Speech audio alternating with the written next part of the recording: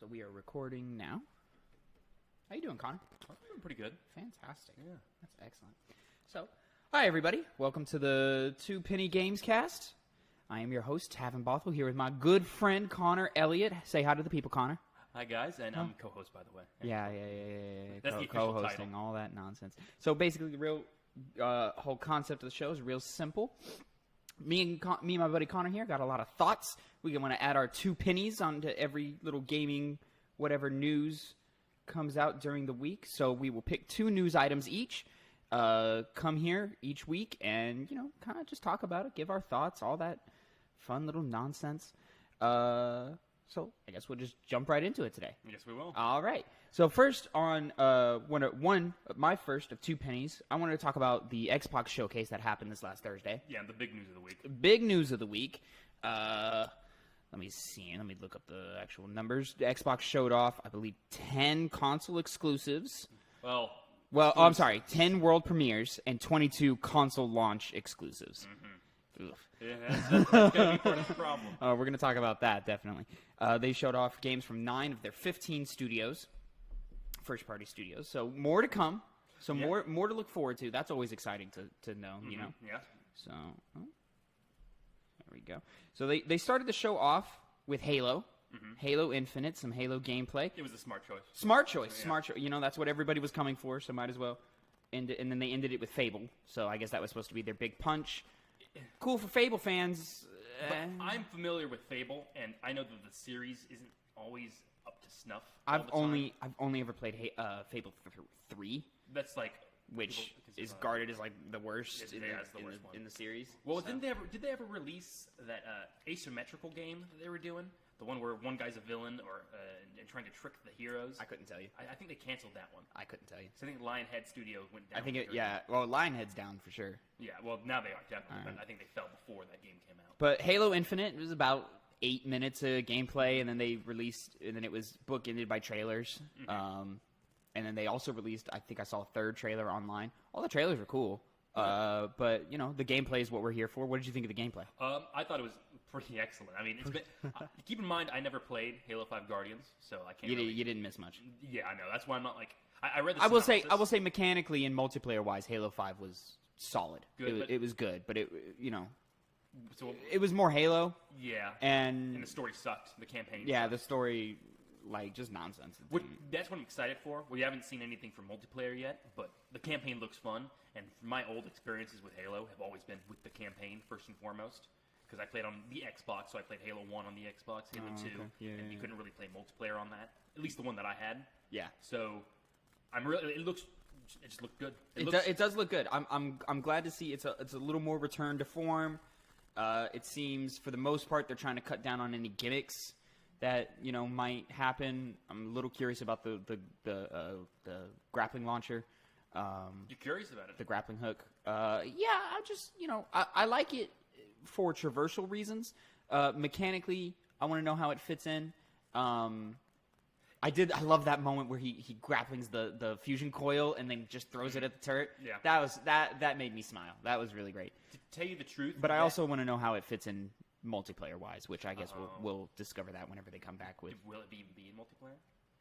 Yes, they've already announced. Oh, they yeah, have announced they've already. Yeah, they've already. Yes. Grappling hook in multiplayer. Okay. Can you imagine the uproar when Halo 5 cut split screen? Can you imagine if they were like, "Nah, this is just a single player game now," or just a co-op game now? Like, Let's see. people would be infuriated. They haven't confirmed anything yet, have they?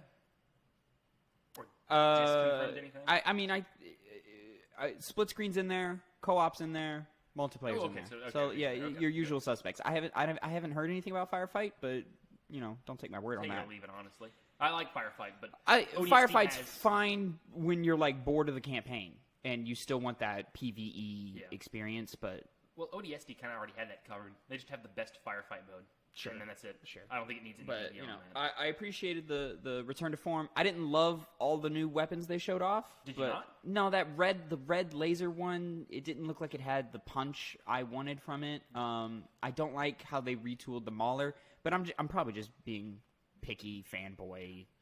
I never bullshit. liked the Mauler, so I liked how it was like less. the Mauler. It seems less like a shotgun and more like a heavy pistol now. Yeah, and that's my problem. That's your problem? I like the idea of just a little shotgun pistol. Now, I haven't played Halo in a long, long, long while. I barely remember much from Halo 4. Is there dual wielding still? There hasn't been dual wielding since Halo 3. That's what I thought. I didn't know about 5, but I just couldn't remember 4. But that does make sense. I don't remember dual wielding in 5, so I'm going to say no. Okay, they're not. It's not in this one, so I'm assuming they're just getting rid of it completely. They might. I think it would be smart to bring it back. It would be smart, but I haven't seen any evidence. Who knows? Well, dual wielding occasionally is tricky because it can occasionally break the game because Halo 2 had dual wielding needlers, and that's like overpowered as fuck. So the rounds traced a lot more back then. Yeah. But yeah, overall, I thought it was great. Some people have issues with the graphics. Yeah, I definitely had issues with it in the sense that it's one of the biggest games being released, and yet they're still like, well, we're going to give a half-assed presentation on the graphics department, at least the textures department. And okay, I know it's probably going to be fixed because they did issue a statement that it's because of it's all an early build. Early build, COVID messed things up. We're 3 or 4 months away from launch. It's not not going to look that much better. It's not breaking though, even if it's not much better. Nah, yeah. But some people have been making fun of it because there are funny, janky-looking things, especially with the yeah, models. but for the most part, it's like in motion you would never tell. It seems to me. You know, I saw some like pop in for clouds and fog and stuff, but I think what people are also forgetting is this game is going to work on every iteration of Xbox One. You know, so your launch Xbox One from 2013 is going to be able to play Halo Infinite. How well? Who knows? We'll see. Your Xbox One S, your Xbox One X, your Xbox Series X, and any PC SKU you can think of is going to be playing Halo Infinite. So, you know, it's a little flexible in the graphics department. Halo, at least to me, was never the graphics powerhouse, look how nice our game looks franchise. Well, like I said, it's not game breaking in any way. It's just something I noticed. Yeah. I'm still I'm actually more excited for the game now that I've actually seen gameplay, and it just looks like it handles well. Yeah. And one thing that really interested me was very, very small part, and it may just be, it may not just be very surface level, but it seems like the interactions are going to be just a lot better with that one character. I like that guy's charming. Yeah. He's obviously immediately frustrated. He's got personality. I like that. That's something we don't really see too much in Halo outside of a couple of characters. And listen, I get it. Halo started out as a game where the story was stupid. There was no one had any actual character. They were all faceless people. Well, yeah, the story was stupid, but then but it did get better. But they stayed in a campy like Halo 2 and 3 are relatively well written, especially 3. But it's campy. There's camp to it, That being said, though, it is campy. I don't care when anyone says I fucking love Halo. Just the franchise, the story, the characters, I love them all. Just because they have a special place in my heart. So to see them develop these things, or at least it seem like they're going to develop these things more than any other Halo, and give characters more personality, and seem like they'll be stuck on my mind more as characters and not just emblems of my childhood. I'm really excited. I'm curious. Is Homeboy in the pod with us? Is he our replacement for Cortana? Are we gonna get Cortana later? It would help if I had finished the Halo 5 campaign, and I don't even know what happens. But honestly, I don't really care. Well, he doesn't have a fat ass. He doesn't. So even if he is the replacement, I'll be a little bit disappointed. Did we get any shots of him from the waist down? No, he didn't. Oh, so he might have some hidden junk. Take it from me. Oh, he's not. He's not gonna have it. He's not gonna have it. I can tell what his purpose as a character is. It's not to appeal to people. What do you think about it going a little more open? Doesn't seem like open world. Maybe more in that Tomb Raider. We're gonna have open environments that you can play through type stuff. What do you think about? And then maybe I keep hearing maybe some rumors of like side quests or something. Like, what do you think? Or side objectives? Like, what do you think about this? Honestly, I may not even do them. The side objectives? Yes, it's not like a bad. Like, as long as it's optional. Well, I'll notice they didn't show it off in the demo. But when he pulls up the map, there's a tab that says upgrades. Oh.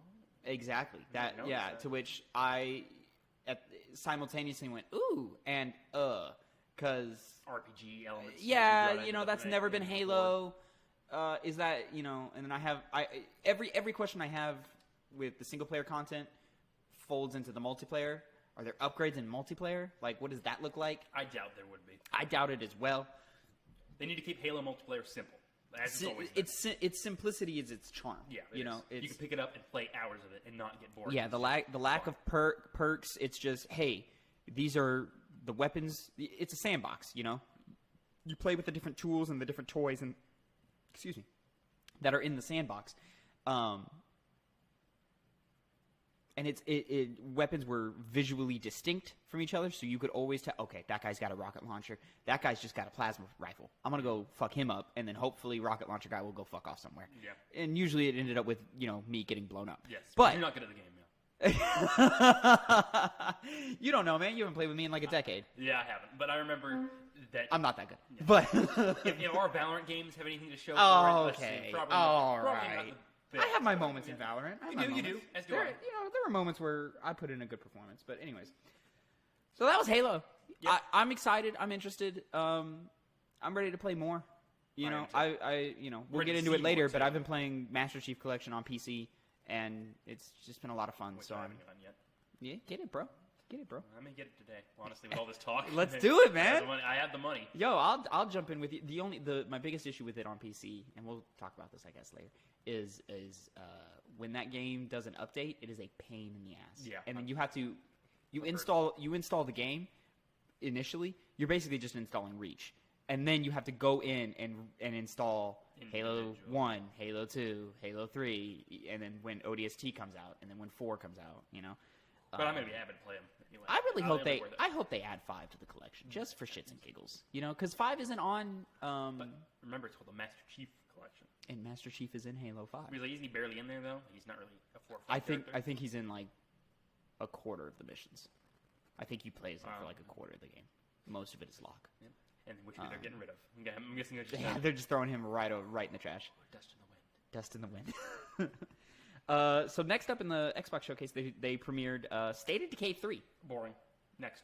Really? Okay. I mean, just like you've had 2 games. You have.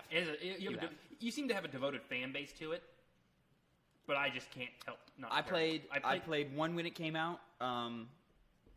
I bought and played. I played 1 extensively. Like I played the crap out of that game. Mm-hmm. I never went back for any of the DLCs. 2, I played for probably 2 hours, and then I was like, "This isn't what I'm looking for," and I turned it off, and I never came back. Yeah. Was it free? No, it was like $15 or something. Yeah, $15, it was $20. cheap then, okay. Yeah.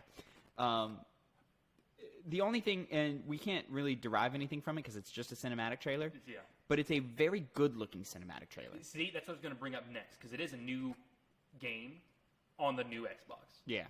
And the big thing they were focusing on in this event is this is going to be pushing everything to the limit. It's going to be the maximum limit. If anybody's expecting a powerhouse from State of Decay, they've got another thing coming. But there's the possibility. If they're just going to bring all they've got to it, they can. But other than that, I have no interest in the game itself. And even if it looks amazing, I probably still won't get it. It's just not my cup of tea. It's unfortunate. The zombie phase is over. It's gone. It's gone, man. Dead Island disappointed. Dead Island fell off the map. Left 4 Dead has been gone forever. Dead Rising has lost every piece of relevance it's ever had. All the charm is gone. I mean, the only one that really hit anymore is Last of Us. You can barely qualify that as a zombie. I mean, game. it's a zombie game. But how often do you fight zombies in comparison to humans? It's pretty equal. It's 50-50. It's fine. I like it fine enough. And then Sony also tried Days Gone, which I assume we're getting a sequel to that game. Did it do bad though, or at least critically underwhelmed? Critically, yeah. No, it's sold. You have to understand that that studio, their last game was Uncharted Golden Abyss prior to Days Gone. Yeah. So and it's a small studio. Yeah, like maybe probably not even 40 people work at that studio. So the fact that they even put together a project like Days Gone is impressive. In comparison, Ghost of Tsushima, which is the new hotness, Sucker Punch has 140 people, still a relatively small studio, and you can see the quality difference between that. Yeah, you can. So that's enough for State of Decay. It's, not much there. I might peek back in when they show gameplay, but who knows when that's going to happen. Not bad, not amazing. Yeah, I'm Pretty much it. cool, but also, yeah, that's it. Cool. Forza Motorsport is announced. Motorsport. if you like Forza Motorsports, you know, you'll like this I'm one. sure you'll be excited. It looks They didn't like- it show looks any. They amazing. didn't show anything. It was just like a graphical whatever. Let's look pretty. Well, that's what it has to offer. each That's. time. I mean, that's what we get from these racing games and stuff. So if you like that, cool. If not, you know, you're with us. Is Forza Motorsports just a less impressive NFL game, Madden? No, because they put actual effort into the Forza Motorsport, and What do they change though beyond graphics? I couldn't tell you. You're Yeah, talking to the it wrong just all person. looks the same. You're talking to the wrong person. People like it. That's what I can tell you. And Yeah. you know, I mean, if it's in broke, don't comparison fix to it. like the EA sports games, people don't like those games, But they play it. but they play them. Yeah. But people I don't hear anything bad about the mainline Forza specifically. I don't hear anything bad about any of the Forza games. Oh yeah, nothing bad. Just, So, yeah, so people seem to really like that. So good for them. you'll enjoy it if you like the games. And then they did a showing of Rare's Everwild. Remember this is that like sort of cartoony looking game. It's got like the 4 like monk looking dudes. They're healing animals and stuff. That looked visually very, very impressive. Aesthetically, I'm in. I don't know if it'll be my cup of tea. I want to play whatever the black chick in the yellow garb or whatever. I want to play as her. Why her specifically? She aesthetically fits the world the best to me. Better than like the like normal like Swedish dude with the blonde comb over hair in the blue robes. I'm like, yeah, this is boring. But that chick in the yellow. From Midsommar. He does. I'm He kinda does off look that, like a kid honestly. from Midsommar. But aesthetically, I'm in. I want to know what the game is, though. That's what I was like. Nice. It looks good. What's the game about? Is it action? Is it just traversal? If it's just hey, explore, you know, heal animals, be good to think. I'm in. I'm totally in. But was there like a corruption enemy I saw? It looked like there was like an enemy that Couldn't tell you. it looked weird. I don't think so. No, I think it was just these 4 like mage like monks walking around healing the earth, yeah. but and there was something spiritual about it and stuff. So I'm in, but like show me something. I've seen too many games and presentations like these that look really interesting, but then they come out and, And they come out and they're just whatever. I mean, you know. But and it's something to mention. All of these games are coming out on Game Pass. Yeah. So $15 a month, jump in, play all these. That sounds cool to me. That's probably honestly what I'm going to do once they start coming out and the release schedule starts stiffening up. I'll be like, all right, let me pay for Game Pass for 3 months, and so I can play all these games for $40. Are you gonna buy an Xbox? No. So But- are they offering it on Microsoft Windows? Yeah. That's what I thought. Everything is Yeah. going to PC. Everything is going to Game Pass. Yeah. Which, So get we'll into talk about this when later. we finish the rundown. Don't nods tell me why. It looks like Life is Strange. I mean, yeah. it's the Life is Strange guys. It is. So So I'm instantly just separating myself. From we'll that. see. They're doing a Xbox Series X upgrade for Ori and the Will of the Wisps. People love that game. People love that game. So And you know, they will enjoy it. I've always wanted to play, just never have. And it's partly because, and we'll talk about it some more later. Xbox has never given me a reason to play on the Xbox. I have an Xbox. I turned it on for Halo, and then not anymore because now it's on PC. And you know, I'll probably end up playing Ori on my PC eventually, but who knows? And then next we had like a whole Obsidian just punch you in the face. Here's what's up. Yeah. So first they showed off Outer World DLC expansion, Peril on Gorgon. Yeah. Seems to be mostly handled by the Private Division guys, but you know they're still working with Obsidian while Obsidian does whatever they want to do. So, I mean, Outer Worlds was great. Neither of us finished it. No. It was just a well-made game. It was well made. It was fun. I couldn't get sucked into the world. I've been thinking about jumping back in, but You've said that for 2 months I've said that for a couple months now. Yeah. So it might just be one of those games that like it's. I mean, it's still on my PlayStation. It might just be one of those games where I'm like, yeah, I want to get back, and then I never do. Do you know what I think the problem with that game is, Tavin? What's that? I think the issue is that it's well made and it's interesting to a degree, but it doesn't do enough to suck you in. I know I said that earlier. Like, were you ever at any point in time really interested in the entire story and events of what's going on? I was on that first planet, and then once we left that first planet, That was my same. I started to dip a little. There, you go to a space station, I think. You do. That's And the I next was place. cool with the space station because there was some like alternate like things you could, things you could do. But then you went to like some like toxic planet or something, and it lost me almost immediately. So maybe it just didn't have the charm that You would expect from we would a city game. expect from it. But still a really good game. Still like, if we didn't play video games like how we play, where we like stay on top of all the latest and greatest and bullshit, we probably would have been really into it and played it. We would have played all of it. Yeah. I probably would have played it like 6 times. Oh, okay. Just because, well, you know me, replayability is an important thing for me. Yeah, right. I replay fucking bullshit all the time. Stupid trophies. I gotta get my trophies, man. I'm on like my 30th playthrough of Mass Effect. Oh, yeah, you gotta brag. Because I did it on. Know I'm on my 30th playthrough. I did it on Mass Effect. Xbox, and now I'm doing it on PlayStation. You put it all together. Oh my god! And then that remaster's gonna come out, and I'm gonna do it all over again.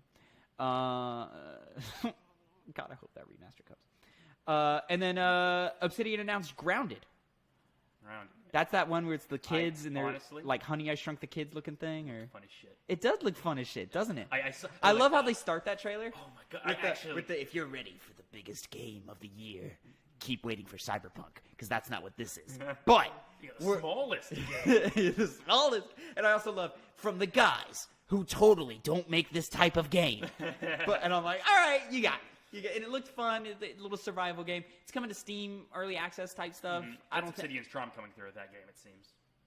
Is there what? Obsidian's charm coming through with that. Coming through. Yeah.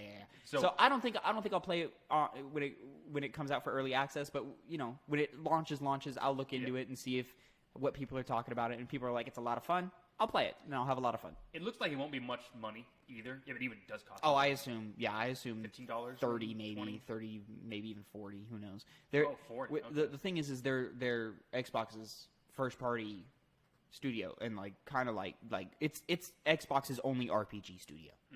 Well, it does seem like a side project. I know you're going to get into the other game that they announced. Yeah, it doesn't seem like it's the big attraction that they're doing. It's just kind of like a game they were able to make that looks fun. Yeah. I'm curious on pricing for early access, because I don't know how any of that works. Is it all free? Is it like some of them pay to entry? I don't know. Yeah, we'll find out more. It looks fun. It's got a lot of charm. I'm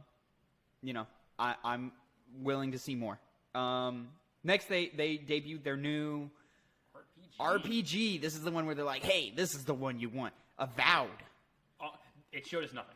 It's just a cinematic trailer. Well, it showed us a lot. Yeah, in terms of gameplay. But also did show us nothing. Well, because that's what I was going to get into, because it looks like my kind of game. It looks like the game it's very obviously their answer to Elder Scrolls. It is, yeah.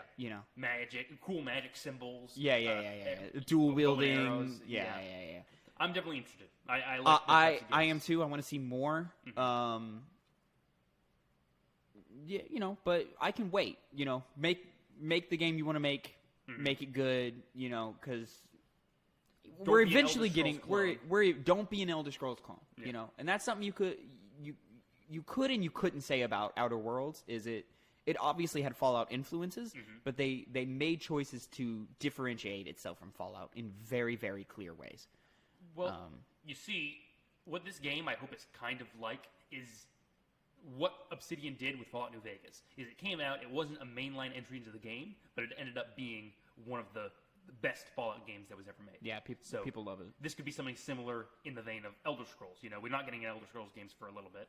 In fact, by the time this comes out, we'll probably be getting the next Elder Scrolls news coming out, because it doesn't news maybe, but news, yeah. So around that time, because Obsidian seems to be putting the pedal to the metal right now, so we may even get Avowed before we get whatever the Bethesda sci-fi game is. Well, it could even maybe it has the possibility. What's the name of that game? Star or something? Star Citizen? What? No, that's Star. Yeah, it's not relevant right now. We'll talk about it when they get. Next up, As Dusk Falls from Interior Night. It looked like some kind of emotional whatever. I had zero interest. I mean, what are the developers behind that again? Interior Night. Yeah, I don't know. Yeah, I don't know them from anything, but it could be good. I'll say this one was the least interesting to one of the least interesting to me. But there was no game in the showcase that looked straight up bad, or that looked like There was never a game where I was like, I don't know why anybody would play that. And there were many games and many showcases where I'm like, who is the audience for this?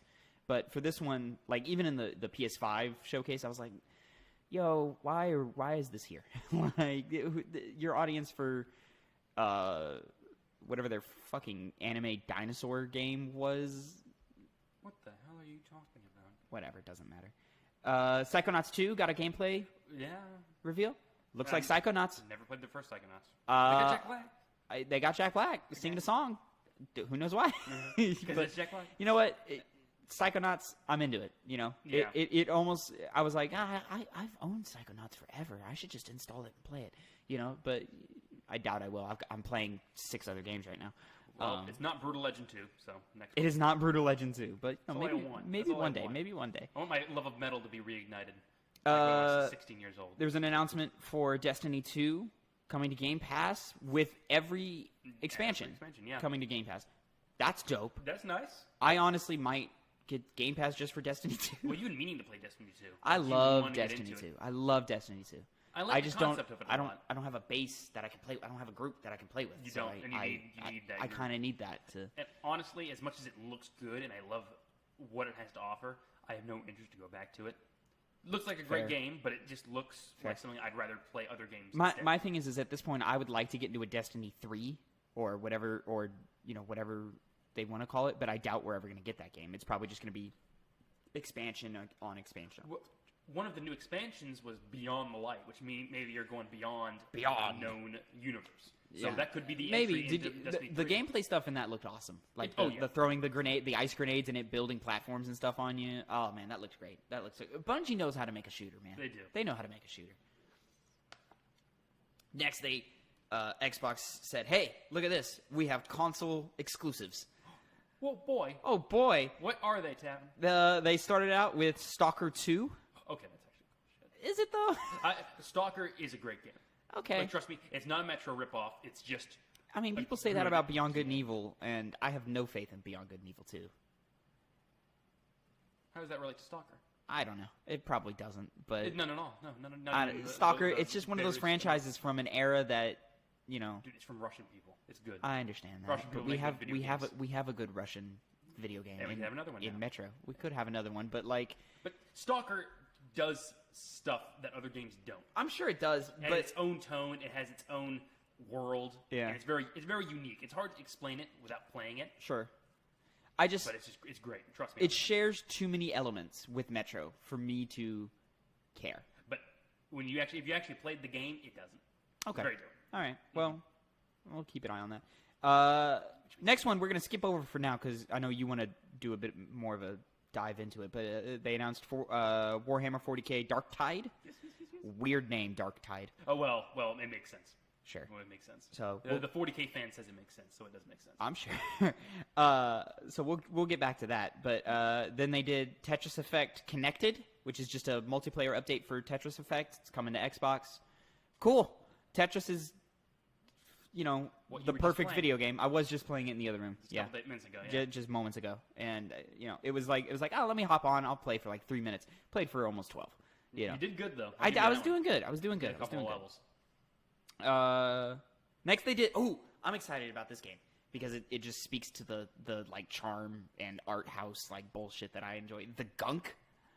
The gunk looked weird. Oh, dude, I'm so into it. You were into the gunk? 3D platforming. Yeah, let's clear up. It's got like that. It's got like the same type of like charm that I like from like games like Concrete Genie and like old Ratchet and Clank games, and like it's just. I guess yeah, you I'm would in- be one of those guys. I'm that would into like it, man. The yeah. cartoony 3D platformer. I'm in, bro. I'm in. It looked well made. It looked, Yeah. Obviously not like blow your skirt up great, but like, it looked fun. No. And that's what I'm into with those types of games. I'm like, oh man, these are the fun ones. Like, these are the ones that I just jump in and just have a good old, it brings me back to my childhood. Once again, not my game, but yeah. Sure. It looks good. Sure. Next one might be the one that I'm most interested on the list is The Medium. Really? You were interested by that one? Oh, you weren't? I mean, it looked interesting because of the split screen, but like enough to where It's not split screen. This is the whole next gen Pushing the pitch. limits. Yeah, Yeah. we're pushing the of like, oh, we can load 2 levels at the same time, and then you can hop back and forth between the 2. The new Ratchet game is doing the same thing. You see, that worries me a bit because Why? something that I instantly, when you just said that, Yeah. the first game that I thought of was The Order. Remember that game? 1886. 1886, yeah. PS4, it looked amazing, and it was like, this is going to be us showing you what the But that game PS4 was can do. entirely just graphical powerhouse Exactly. to the max. So that's what I'm afraid this game is. It's just we're going to show you what we can do with our console, but not be a good I game think in the and of difference itself. is graphics will always get better. So putting your bet on graphics, it just leads to a weaker game. Right. This has a mechanical influence on the game. Right, and it'll show the And Xbox's this is what we're looking forward to in the next generation. Is this ability to load things ahead of time and have all these things ready and prepped at any moment? You could just get in there. But I'm just worried that this game is just going to have that as a selling point, and that's all that I would. Oh, really? give You an incentive to play. see, it was That's all what the I mean. psychological weirdness stuff Yeah, none of that happening. is- And hits the any hard mirroring at all. between the two universes. It could be cool. It hit all the right notes for me. I hope it is. I hope it It's, does. it's like the exact opposite of the gunk, but where it's like Yeah, it's like this is a child-friendly stuff. I'm like, yeah, and then this is the dark, demented, the demon is gonna steal your soul. I'm like, 18 yeah. years old, you can let me play this steal- game. Next, they did a new Genesis Phantasy Star Online. Dude, people, do you know how crazy people have? I know love that game? I know people for Phantasy Star are crazy, but no one's really gonna care. I don't think as much with its relation to Xbox. yeah, weird. Didn't expect to see it there. The Sega thing came up, and I thought it was going to be a Sonic game. I thought so too, and I was scared. I was disappointed. I wanted the Sonic game. I was relieved. I didn't want the Sonic game. Fuck Sonic. I don't even play Sonic games, but I wanted the Sonic game. No, because he's stupid. He's a dumb character, and his games are dumb. He's got some good games. No, they're all dumb. He's got, Got good music. That's it. but what about Sonic and the Black Knight, though? You know? Is that the one where you turn into a werewolf? No. You don't turn into a furry in that one? No. No? Then it's not really that interesting, is No, it? it's not good. And then this is a Crossfire X campaign. Crossfire X is a multiplayer game or something. I don't know anything about this game. It looks like a co-op. It looks story-based. Not No, yeah, that's what this announcement co-op was. Is game. they said, hey, we're adding a campaign, and we're okay, cool. It didn't look like an interesting shooter. It looked. Yeah, Kinda- mechanically it looks sound. I mean, sure, it looks sound, but it looks generic to me. It does. So I have no interest. And then kind of a weird. I mean, obviously they have their final punch coming, but kind of a weird game to leave on. And I think that's kind of the thing I have for most of these games is they all look good, all look cool. I have varying interests in all of them, but other than Halo, there's not a single one in this thing where I'm like, I am playing that day one. Man, I need to play that game.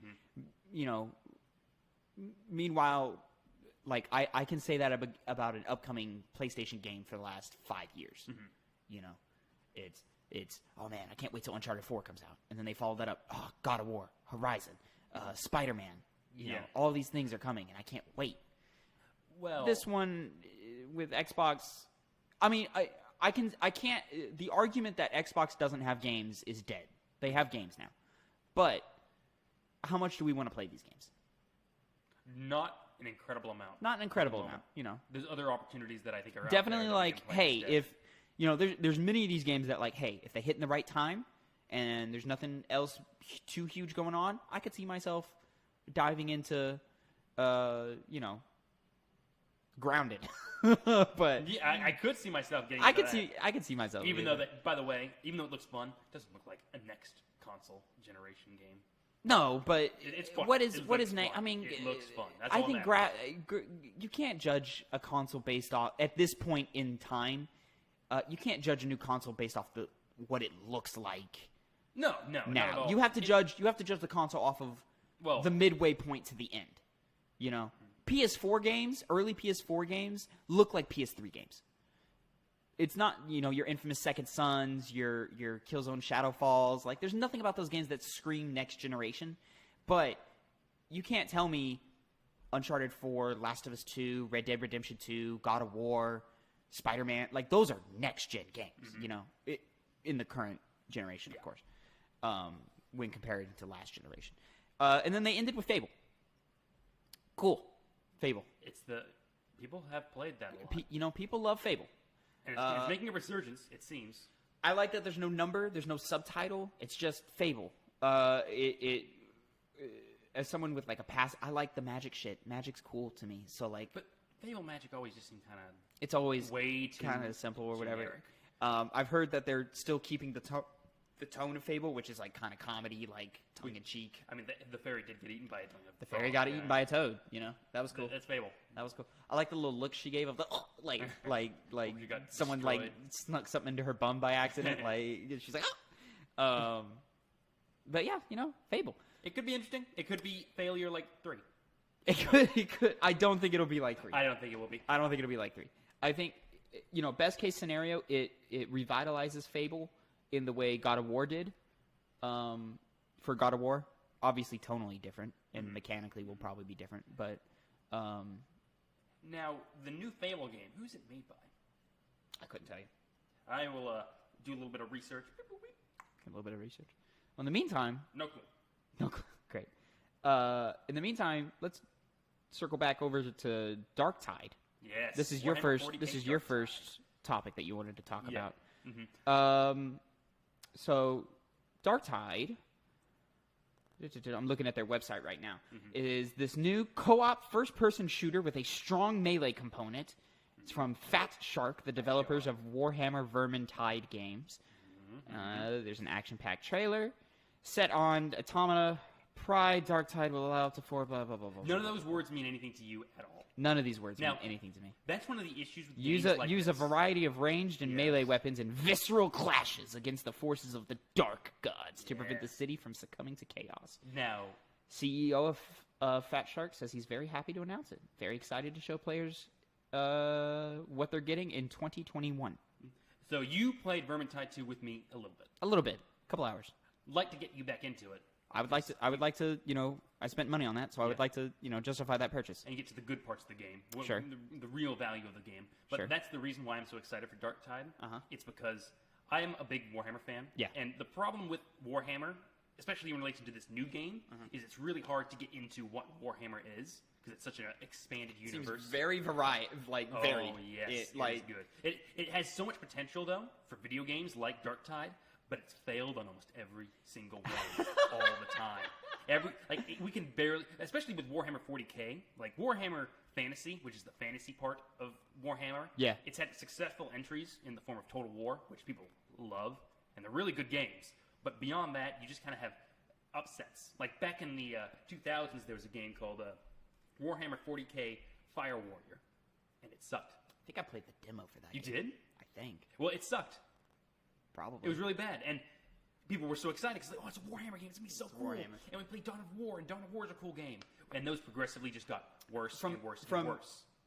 From the outside looking in, can I give you my Yes, theory as to yes. why these games fail? Okay. It's because Warhammer doesn't have a identifiable identity.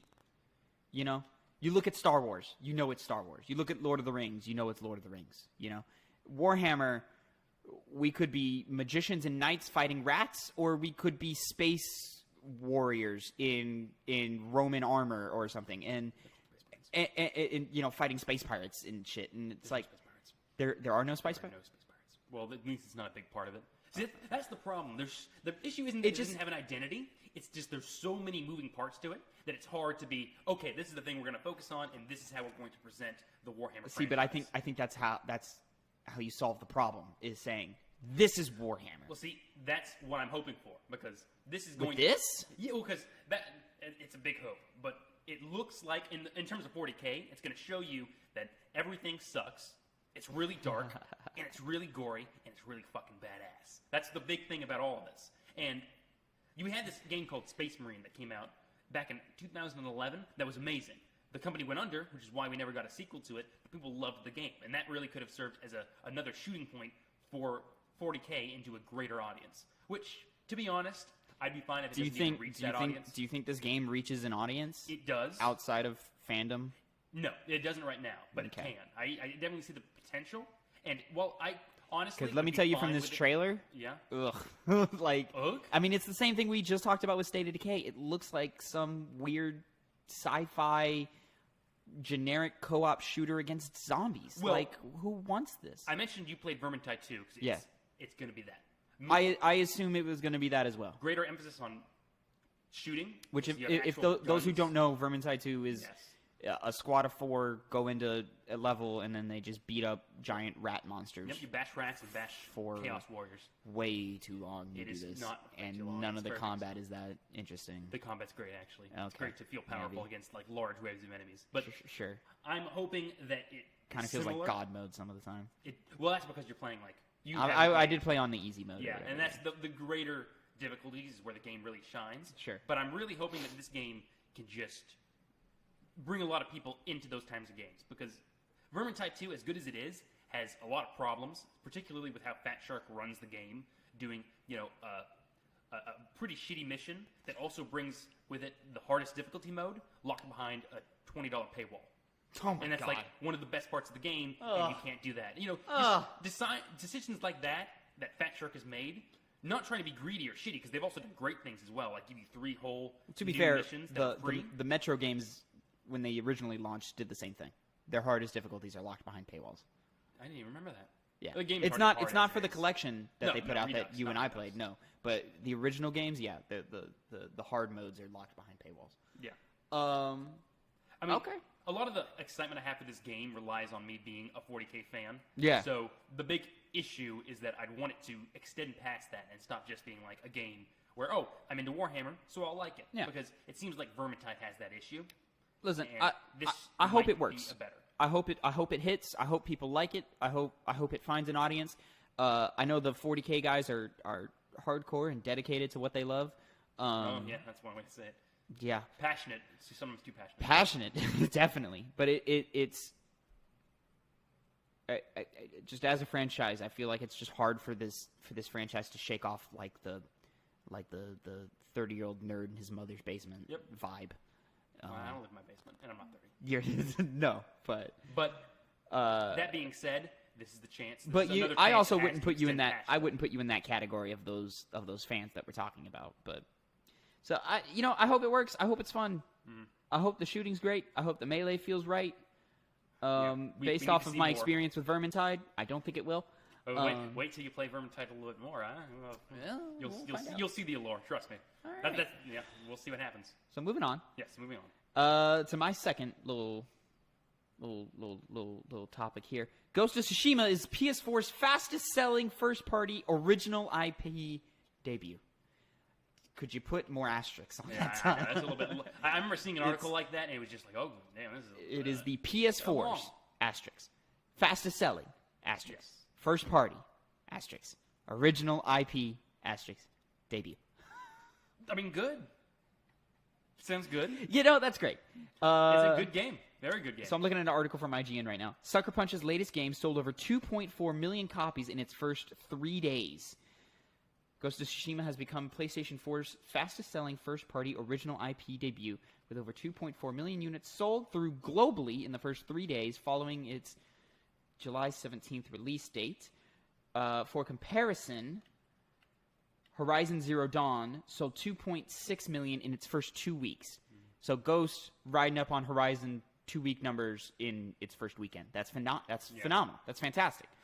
I'm surprised because the marketing for that game wasn't very strong. It wasn't very strong. It looked amazing. People loved it when they saw it. But it was just cinema until recently. It was just cinematic trailers. It was, yeah. Going into it, I didn't even know what the gameplay was going to be like. I didn't either. And even watching the gameplay trailer, I didn't get a good enough vibe as to what in fact, I would say the gameplay trailer doesn't give you what you need to understand what that Not at all. what that game is.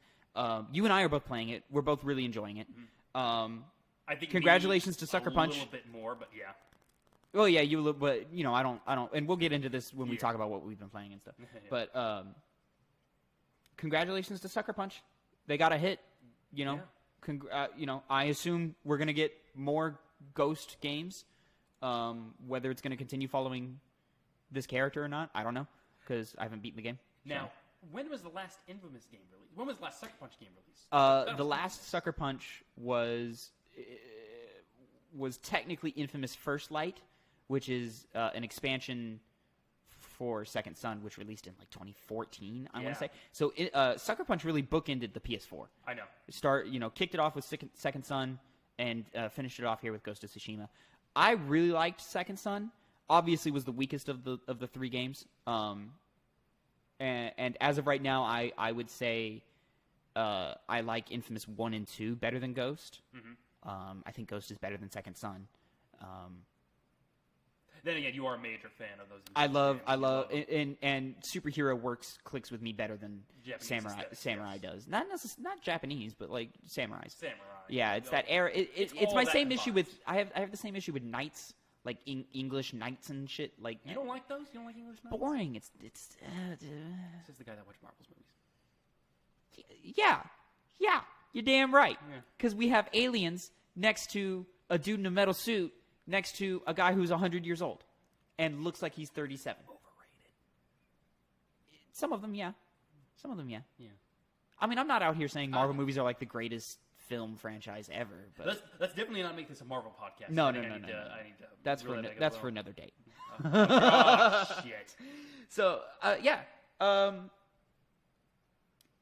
want to have a conversation about all of these PlayStation games breaking all these records. Because I feel like, at least in the media or like the general games media, it plays out like, oh man, PlayStation's got all the hits. They're firing on all cylinders, which they are. But I feel like it makes it out to be a bigger deal than it is. It's not. But to me, if you look at like numbers in terms of sales, software, and hardware, it's not fair. This is the biggest gaming generation we've ever had. The PlayStation 4 is like the second or third biggest selling console of all time, behind the PS2, and I think it just recently surpassed the Wii. So my whole thing is, for this, it's not fair to be like, oh man, these games, they're selling so much, so that must mean they're so phenomenal. There's more gamers than ever right now. Growing. Yeah. And the reason games in the PS2 generation didn't sell like this, even though there was more PS2 consoles, is because the PS2 doubled as a DVD player. Mm-hmm. So a lot of people were buying PS2s for your general whatever games that they were going to buy, but they only bought like 3 games, and then they just played DVDs for the rest of their console life. Mm-hmm. PlayStation 4, it's a console for gamers, and there are more gamers than ever, and that number is just growing, and the general populace is getting used to the idea of video games, or is used to the idea, I should say. Yeah, there's no more politicians talking about how GTA 5 or GTA. Well, there are, but not as much anyway. It's not as big. Those arguments get kind of hand waved away, like shut the fuck up. Yeah, they do now. Thank God. Not in Australia, but here they do. So yeah. we passed that. So it's just a little asterisk to put on when you see, because every big PS4 game has broken records. Mm-hmm. Last of Us 2, God of War. Spider-Man broke records. Horizon broke records. Granted, they did the same thing that they're doing for Ghost here, where they put all these little asterisks on them. Mm-hmm. But because I remember when Horizon Zero Dawn was the fastest-selling original IP, and that was 3 years ago. So. I mean, as long as it makes a major profit, or at least a sizable profit, as long as the games are still great. And does it really matter? No. All that much? No. That's what I always wonder. I mean, at the end of the day, PlayStation's got the heat. And they don't really have much competition in terms of other consoles time around, this whole generation. It's been pretty because Nintendo spent the first half of the generation dicking around with the Wii U. But they dropped that to the way better console. Way better. Oh, my God. And we've talked about this. I think the Switch will go down as one of the greatest consoles of all time. You do think I think it's one of the most innovative consoles of all time. I mean, on the go. I can imagine so many situations where it's still useful, exactly. where any other console would never be take your console quality games on the go. Sure, doesn't look as nice, but... Fine, though. It looks fine. It looks fine. There is a significant downgrade when you pull it out of the dock. Oh yeah, you notice it, but it's what you're gonna have to sacrifice for. But honestly, some games look exactly the same. Yeah, they do. I mean, your bigger games, not so much. Your your Fire Emblems, your Zeldas, your Marios, they don't look as great. Yeah. But your smaller game, like I would say, Smash Brothers looks about the same. It does. It's smaller, a little bit scrunched up. Yeah, but that's just what happens when everything is smaller. Yeah. Mario Kart, there's a difference, but there's less of a difference than games like Fire Emblem. I would say for Mario Kart, it's just shinier, but it looks the same. It's just shinier. So, anyways, well, that's all we really got to say about that. For our second, or your second. Well, I think up? We should probably touch on the PC and Windows. Oh, you're right. We totally forgot about that. Back to Xbox. I don't understand why anybody would buy an Xbox Series X. Not at all. I mean, I just got a PC. You got a pretty expensive gaming laptop. Yeah, I got a nice laptop, and it's it runs. Great. It's amazing. You know, my laptop works better than your PC. But Well, yeah. That's but you purposely went on the cheaper SKU. and even then, it's still a great thing to have. I think it's one of the best purchases I've made in years because it's just so outside of even video games. It's just Well, I mean, useful. I'll say it as someone who grew up. As someone who grew up with consoles all his life and kept hearing about the amazingness of the PC platform, totally overhyped, totally overblown. I don't know. There's about not there's not that big of a I mean, difference. for me, all the games that I've been able to play, I love it. And now that we see the change Right. from Microsoft But, having all these Xbox games, Have to you Windows, played? it's different. Have you played games that you play? Well, I guess you played Battlefront 2 with me, but like, I've played multiple games on PC that I played back on console, and sure they look a little nicer. Sure, the loading screens are shorter, but like, sure I can add mods to them, which opens up a whole new world. But at the end of the day, I'm still playing video games. It's not a night and day experience, as people would have you believe. It's, it's certain games. Yeah, you're gonna want the control, like a Doom Eternal. You're gonna want the PC control, like the ability to control with your mouse and keyboard. But I mean, even Halo, other than just being able to turn around really fast, it works exactly the same as it worked on console. In terms of performance, I would agree with you in all this, but my big issue is that, my big support of the PC is just how many games you can play on there. There's a lot of games. I can play. Can you play Halo on things like the PlayStation? No, but with a PC, No, but I've had an Xbox that's true. since but I was 13. So and I haven't. I actually You have had an Xbox in before your you. house. I had an Xbox before you, actually. yeah. Man, I really jumped off that Xbox train. I was on it Well, when the PS4 came out. yeah. Well, I mean, it was a different time. Well, that leads into the problem of that you're coming off of a time when you didn't have many exclusives on your Xbox. Yeah. And now all these games you're announcing are on the Xbox. Yeah. But they're also on a PC. Yeah. They're on Yeah. Windows. Well, and Everything. that's my issue today is Xbox is saying, yeah, play wherever you want, which is great. I love it. I love it. Consumer-wise, from the consumer's perspective, Xbox is making all the right moves. Well, they're both owned by Microsoft as well, so they're going to be making a profit with the games Well, they're yeah, making. but when you And- buy your games off of Steam, Yes. they're losing a cut. That is like true. why? But they also But have like the Game also Pass, though, they're as well. they're in Games Pass. You're letting your customers rob you, like, which is Yeah, great. I mean- Don't get me wrong; it's phenomenal. It's a point in the Microsoft box. But when you have that player base, that's all you kind of need. You can have I constantly guess, people but putting money then why into are you your dumping all this games. money into a new console then? That's what we wanted to talk Now, granted, about, the marketing is not. There's a clear difference between the PS5 marketing and the Xbox marketing, where the Xbox is saying, "Hey, here's the new high-end machine," but it's they're ideally saying, "Hey, we're going to give you a custom build PC, or not a custom build, but we're going to give you a out of the box ready PC every couple of years." Where PlayStation is like, "No, we are going to wait until there's significant technological jumps, so then we can give you the latest and greatest." And you can only play our latest and greatest on our machine. Meanwhile, Microsoft is saying, "Hey, listen, just buy the game. Just play it wherever you want. Be the gamer you want to be," which is great. I love it. But then why are you in the console game at all? Well, when we were watching the Xbox presentation, remember every single game was just asterisk Windows. Yeah, available, Windows right PC, there. Windows PC. Xbox One, Xbox Series X, Yeah. Games Pass, and that's my thing too. I mean, Games Pass lets us rob you. Where is the revenue coming from for Xbox? And I say this because I like Xbox. I want Xbox to win.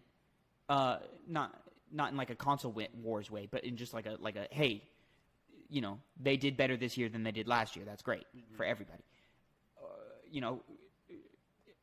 And I think when Xbox does put out a game, they put out fairly good games. Halo is always a good game. Even Halo 5 was a good game. Gears 5 seems to be, the next or the newest, best Gears game. People freaking love it. The Insomniac game from years ago, people love. But why would I want to be invested in your ecosystem if you just put all your shit everywhere else? which you now have the way to play all those other games without having to buy an Xbox. Exactly. Like I have my launch Xbox One. It's gonna sit in my closet. And I'm not buying a 1X. I'm not buying a Series X. I have a have a laptop that plays all your games just fine. You know, what is the... So I guess like if they do well financially, who cares? That's all that matters. Yeah, sure, but really my only thing is they are dumping millions into the Series X. Millions. I can't imagine it's going to do much better than the one did because of this reason, you know? But will it make a return profit? The Series X? Yes. I doubt it. You don't think it will? You think it'll be a flop financially? Not a flop, but I don't. It won't. It will not. It will not make. They will not make money on it. But that's a common thing with consoles. Often the manufacturer does not make money on consoles. Sony did with the PS4. I think Microsoft did with the One. Mm-hmm. I don't think that's true for the Pro or for the One X. No, I mean, because those were upgraded, and I think they were just more expensive. Cost to make, you know, was expensive. So I don't know. I love it from the consumer's perspective because it's phenomenal. What a great fucking deal, you know. I could go get Game Pass right now and play every major Xbox from the last 2 years. Mm-hmm. And then have a guarantee that I'll be able to play every other Xbox game that comes out for the next 4 years. Mm-hmm. You know, my only question is who are you selling your box to? Because from my perspective, it seems like all like the hardcore gamers or whatever. If you were a hardcore Xbox guy, you moved to PC this generation because you had nothing. You had nothing to play.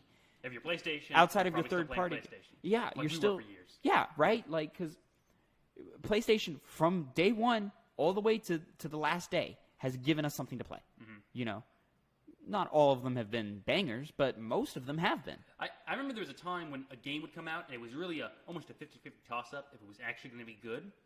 But now it's just like if a game is announced and it looks interesting to me, I'm like, okay, I'm going to buy it and I'm 90% sure, 95% sure. You're talking with these first-party exclusives like the AAA. Those ones that I buy a lot of. Obviously, smaller studio games, it could be whatever. It's right, but you also shoot them a little bail if it's not perfect. You know? Right, exactly. Right, but and then also Xbox has always had a great relation with indie studios, but Nintendo's been coming for the crown on that, man. If there's an indie game out, I want to play it on my Switch.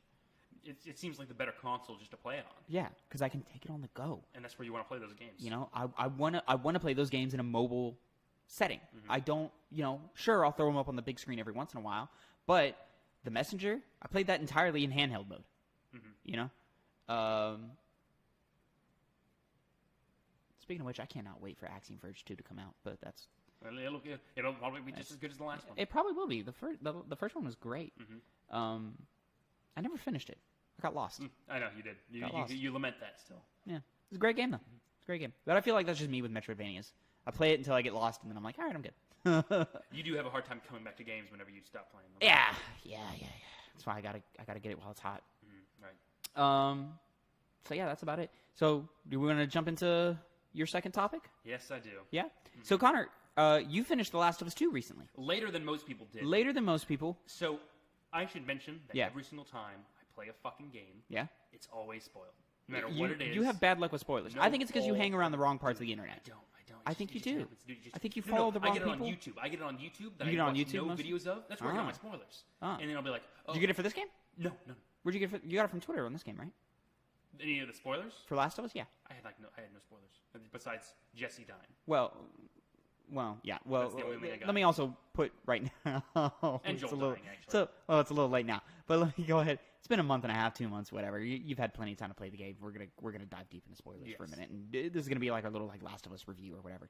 I played it at launch, beat it the second day. I just stayed up until 8 in the morning to finish it because I was so obsessed and in love with it, and I wanted to just stay in that world.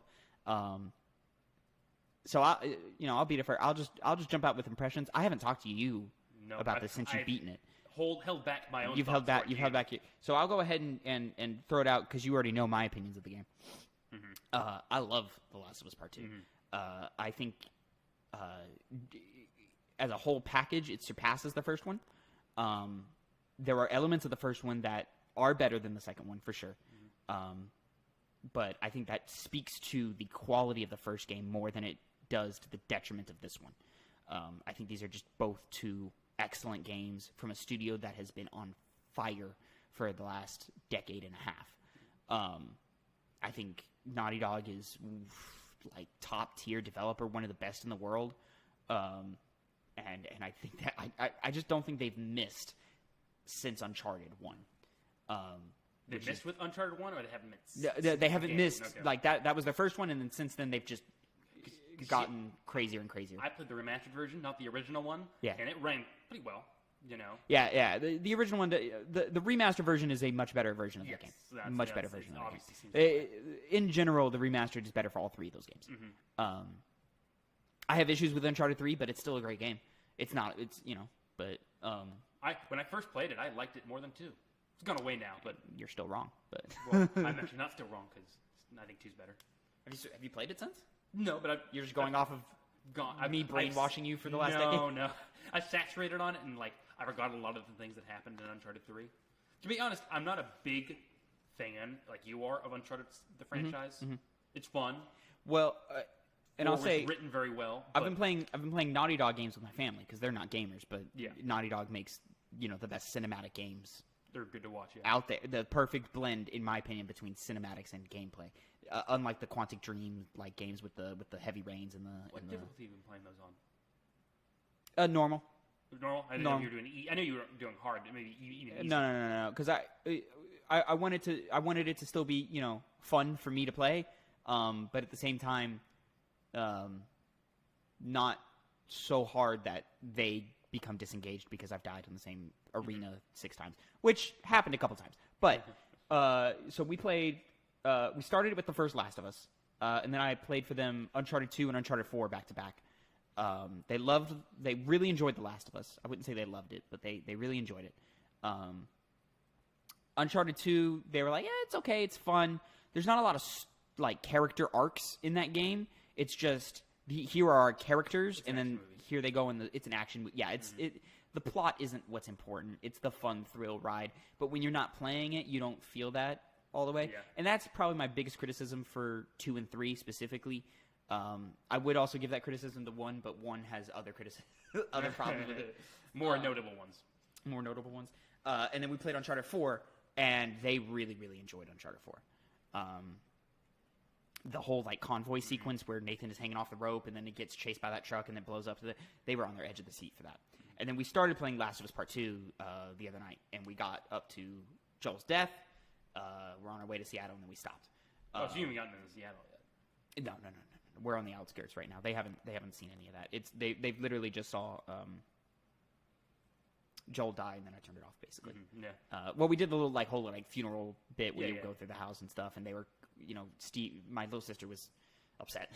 She was not happy. She was like, "This sucks," because she doesn't love the stuff that hits you in the feels. She likes the more fun, let's have a good time type of entertainment, which is fine. I appreciate that she can still enjoy heavier stuff. Mm-hmm. That first chase sequence with Abby, oh my god, they were freaking out. They were jumping out of jumping off the couch. That is going to my own thoughts. Yeah, one of the best parts of the game. Oh, it's phenomenal. I love it. Every one of those chase sequences, I love it. I don't know how they got it to work. Yeah, especially in terms of level design. Because you always know exactly where to go. You always do. Every single time I was like, oh, every time. You go there. It's okay, I'm going to run. Oh, shit, zombies. Right there. Go. And then you go. It's phenomenal. Yeah. Especially the chase scene when you're playing as Abby against the giant infected creature. Oh, my God. It's so good. I can't wait to get to that part with really? With the family. Shitless. Oh, dude. My mom is going to freak because she can't handle gore. Oh, dude. Yo, when the little fucker pulls itself away and the flesh tears, oh my god, she's gonna freak the fuck out. You know what's gonna freak her out way more? Yeah. The moment where you're fighting against the big guy near the end of the game, near the end of Abby's game, and you cut his face open. Oh my god! Oh, it's so nasty. That was the one time I cringed during this game. Oh, it's nasty. Into the skin. I'm like, oh god. Which doesn't she pull the jaw too? She was a little bit not enough to where it was causing a lot of gore, but enough to feel that Ugh. See the one that made that one's pretty nasty, but the one that got me was when Abby bites Ellie's fingers off. Really? Oh my god, that was something about it, man. Because it was so that whole sequence was so raw and so like emotionally heavy. Yeah, two retarded people fighting one another. Oh, okay. So we got some opinions. No, because it was just like I've been hung up on a cross for like 3 days. I have a puncture wound in my side. Yeah. And then they're just like, yeah, they're too wounded, so they're just Yeah. they're just bare knuckle brawling it and stuff. Yeah. But I love that is my favorite part of the game is that fight. I love that fight so much. But yeah, to kind of put a cap on my thoughts, I think it's phenomenal. I think it's the most ambitious story told in video games. Not that that's a high bar to do, because typically video game stories aren't that ambitious. And I think by the end of they take huge risks that you as the player are not immediately on board for, but by the end of the game, I think all of those choices pay off in huge ways. And yeah, it's one of my favorite games of all time. I can say that off bat. And I think the not even talking about gameplay, which I think is refined from the first one to an incredible degree. They added some new elements. I mean, it's still, the first one, but just more. But I think I think everything just builds into itself so well in that game, and I love it so much. So Connor, I did like little check-ins. I think I had a check-in when you had first started. You were maybe a couple hours in, and then I checked in again when you were about halfway through the game. Abby's campaign. When your Abby had started. So what do you feel now that you had beaten it? So, which I'll say you had pretty much been enjoying it throughout for the most part, yeah. You had criticisms, which I didn't tell you because I wanted to save it for this. Okay, yeah. I looked at every criticism basically. Okay. Well, I want to say when I checked in, you seemed to be enjoying the game. Yes. But I don't know your final thoughts, and that's only halfway. There's a lot of game left from when I last checked in with you. One thing I have to say, first I'm going to start with my pros, but the thing I have to point out is that the game got review bombed when it first came out because of the decisions, right? Yeah. Now, were those decisions good? Well, also, gamers didn't know. That's true, too. They thought they knew, and they didn't know. And they did what the internet does, and they raged, and they threw fits, and they were children. People also don't like Neil Druckmann. That also had a lot of factor into it. Yeah, I don't get that. I can get that, but that's not what the point of anything is. I mean, I don't know the guy, so yeah, he seems nice enough. Pros, a little pretentious, maybe. Pros, first of all. Yeah. So the sound design is amazing. I would never say this about a game. Never have I played a game. But it's one of the best in sound design. Oh my good. god! I actually loved that part of the game. I always love a good sound design. I always enjoy it, but Last of Us 2's on another level. Some games hit me more than others. This was an especially hard hitter. The two big notices of why the sound design is so good are the clickers. Yeah. The clicker. I mean, they were good in The Last of Us, the first one. Yeah. But they're amazing. Dude, the evolution of the clicker in this game, I think, is phenomenal. The fact that, because in the first one, they're just kind of clicking and walking around or whatever. Yeah. And kill you in one hit. Yeah. Yeah, then they're just kind of there, and if you're being an idiot, yeah, they'll find you, but for the most part, it'll be pretty hard. But this one, you can't even crouch walk up to them at full speed. You have to take it super slow to get up on them. On harder difficulties, easier ones, they're more forgiving. Yes. But they will hear you from across the room if you're moving too fast. Keep in mind, I played this on hard. You played this on normal the first I time? played it on normal, and I'm on a personal second playthrough on hard. And I should have played on hard. I played on hard right away because you told me to. I would have done it either way because that's kind of my standard for video games now. Yeah. But I wanted to get through it. I wanted to know what the story was. Just in case I forget, it's not a nitpick or criticism at all. I never had any problems with that because I just pressed listen mode, and no matter what, even though I upgraded it more than the common walk, it basically cancels out the noise. So I never had that issue. Yeah, see, I never did that with listen mode. Yeah. I would do it to check where they are, and then I would turn it off and be a man. You didn't trust it. You were scared. It's not that I didn't trust it. It's just that I don't like listen mode too much. It kind of it kind of cheats the game for me, as you obviously did the entire game. Yes. Yeah. Fair enough. It's like playing the Arkham games in detective mode. You're just missing so much by doing that because you're taking out all the visuals and stuff. Well, and then also when the clickers they huff and puff and then just scream. That's a great noise. An issue that I had I didn't encounter in the first Last of Us is that I'd be a pretty good distance away from them, sitting there, not making any movement, and they would know I'm there. That's when they scream. You didn't pick this up? Yo, when they're screaming, that's when they do their echolocation shit, man. Yeah, that's what it is. I did forget that about the first Last of Us then. Yeah. Because that's not in the first Last of Us. Their scream, it's not in there. They would just do clicks, but in this one they scream, and when they scream, that's when they're doing their big detectives. I'll give Naughty Dog definitely one thing with this game. They seem to put things in there that a lot of people never knew. Like I saw gameplay on Twitter where you could death from above someone.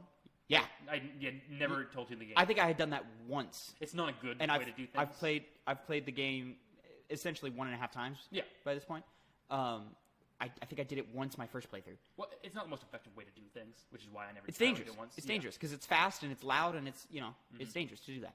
What was the second thing about sound design that threw you out? Is it the and now it goes beyond sound design. What are they called? The scars. The scars. That's right. I did forget the scars. They were a big part of the game. I played the game a month ago, and then you're playing it again. I haven't gotten to the scars yet. Well, the scars. Like you told me they spent 6 months on the game just doing the whistles. Just doing the whistles, the audio team, yeah. Very impressive in this game. Super impressive. It's a whole language. It is a whole language, but it also just sounds great. It sounds like I'm actually there being whistled on. Especially when they first did the alert whistle. I got actually kind of jolted a little bit because it's just so high. Yeah. Like a high. Yeah, and then when they find a body and stuff, it's good, man. It's good. Very, very, very well done. Yeah. And I love that you can even start picking up on what they're saying. Yeah, kind of. It's like okay, that's the whistle for their check-ins. They just did a check-in, and then you're sitting behind a guy and you're like, okay, I'm gonna wait for him to whistle. Yeah. Okay, now I'm gonna kill him, and then but if you kill him too soon and he goes for and the check-in comes around to him, then you can hear a whistle that says, "Hey, you okay? What's going on?" Yeah. Okay, something's wrong. Yeah. And then. Oh my god, that's so good. A very interesting way to do it from a design perspective and just from a sound design perspective. Yeah. The sound in that game is phenomenal. Yeah. The guns sound great too. Everything looks amazing. Yeah. I it's a beautiful game. Saw a comment. Now this is kind of off topic from beautiful, but probably some of the best gore mechanics. Oh my god, dude! Yeah. Blow people up. And just oh my god! Rip them to shreds. And you see everything pop up. And did you ever get up close and personal on any of the wounds? Oh yeah. Examine your work, your handiwork. Gnarly. Yeah. Gnarly stuff. Oh my god, dude! It hurts me so much whenever I shoot an enemy and an arm pops off. And they're just screaming in agony. Yeah. It hurt to do that. I'm like, oh, that hurt. I'm sorry, dude. Sorry you didn't die quickly, buddy. Oh, I wish I could have killed you quicker, but, You were in my way. You were in my way. I had the hunting pistol. Gotta keep going. Isn't that pistol Abby gets, just fucking the one-shot pistol? Oh, my God, dude. The limb terror. Yeah. Oh, my God. But the area designs look great. Oh, yeah. Some of the best battle arenas in any Naughty Dog game. It was very good. Very nice. Fit the game pretty well. I like how later in the game they start adding verticality to the levels and stuff, and oh man, one of the coolest parts was the area right after Yara died. Do you remember that? The watered down area. It's on the Scars Island. Yeah. And first time you basically fight WLF, the wolves. Yes. Okay. Yes, Yeah. I know exactly which one. You're in that warehouse. Yeah. Yeah. You know you can swim there, right? Yeah, that's what I did the entire time. You can in that knee-high water you can swim. You can swim. Yeah, you just go prone into it. Yeah, you scum across the water and Interesting. swim, and it's really cool. Just raise behind enemies and stab them in the back. See, because they give you enough time to set traps and stuff. I set traps so that first wave came in and blew themselves up, and then I went up to the second level and just fucking sniped everybody from up there. Yeah, I just snuck around. So I didn't spend any time in that water. Yeah, that's fascinating. It's really cool. Well done map arenas. Interesting. Pretty great. Okay, dope. All right. But let's see. Voice acting is phenomenal. Just acting in general. Yeah, acting in general. Just from general. The random people to the main characters. Dude, Laura Bailey, man. Laura Bailey kills it again. Laura Bailey, elite. She is an doesn't stop stopping. Elite. Oh my god. She kills everything she does, and this is one of her best performances. One of my major... I'm getting it in this big time. My disappointment with the game, because I do have to mention right now, the game itself is a fun game. That's a disappointment. Interesting. Yeah. Okay. Yeah, a lot of that stems from the characters and them being very lackluster. But Abby, you still felt that way in the second half? I felt that more the more I go into the game. Interesting. Yeah. But Abby, best character in the game, which surprised me because fascinating. I didn't think she would be. Ellie got better at the end. Yeah, to me, Abby and Ellie are equivalent. She did get a lot better in the end. But yeah, when you get to that farm. Yeah, how great was that farm sequence? That's when it got better. Yeah, that was a great sequence. I would like her just as much as Abby if the majority of the game had moments like that. But the problem is that it didn't. I mean, she's depressed and she's angry She she doesn't want to joke around and have fun. Oh no, I get that. And as well. Dina, there were moments where Dina tries to lighten the mood, and Ellie sometimes engages, but sometimes she's just like, let's stay focused. Yeah, I got that the entire time, and logistically, it makes sense. Yeah. But at the same time, when I'm playing a game, it's just like it's not very charismatic. It's not charismatic. Yeah. It's not making me feel sad for her because you don't really see it being shown.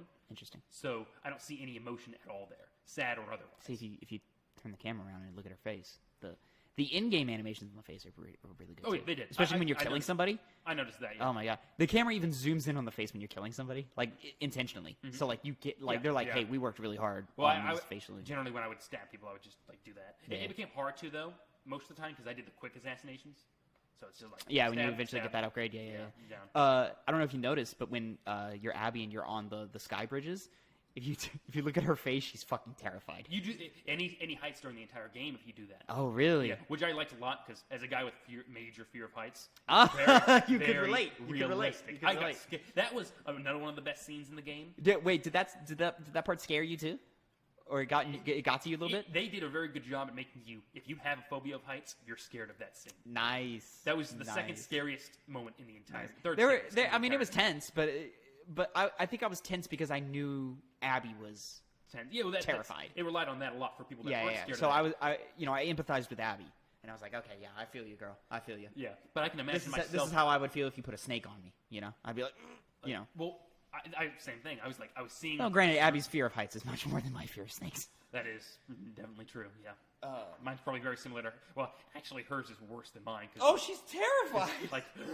Yeah, she's like hyperventilates and shit. I wouldn't do that. I'd be just as scared, but it would I get vertigo. So other than characters being a little bit dull. Well, the problem isn't that they're. And that's a big criticism. They're mostly dull. Yeah. Pretty much all of them are. Oh wow. Yeah. I totally disagree. I know. Well, not mostly all of them. That's not true. The big important characters are dull in terms of Abby. Not Abby. You mean your main Ellie, Dina, who I hate.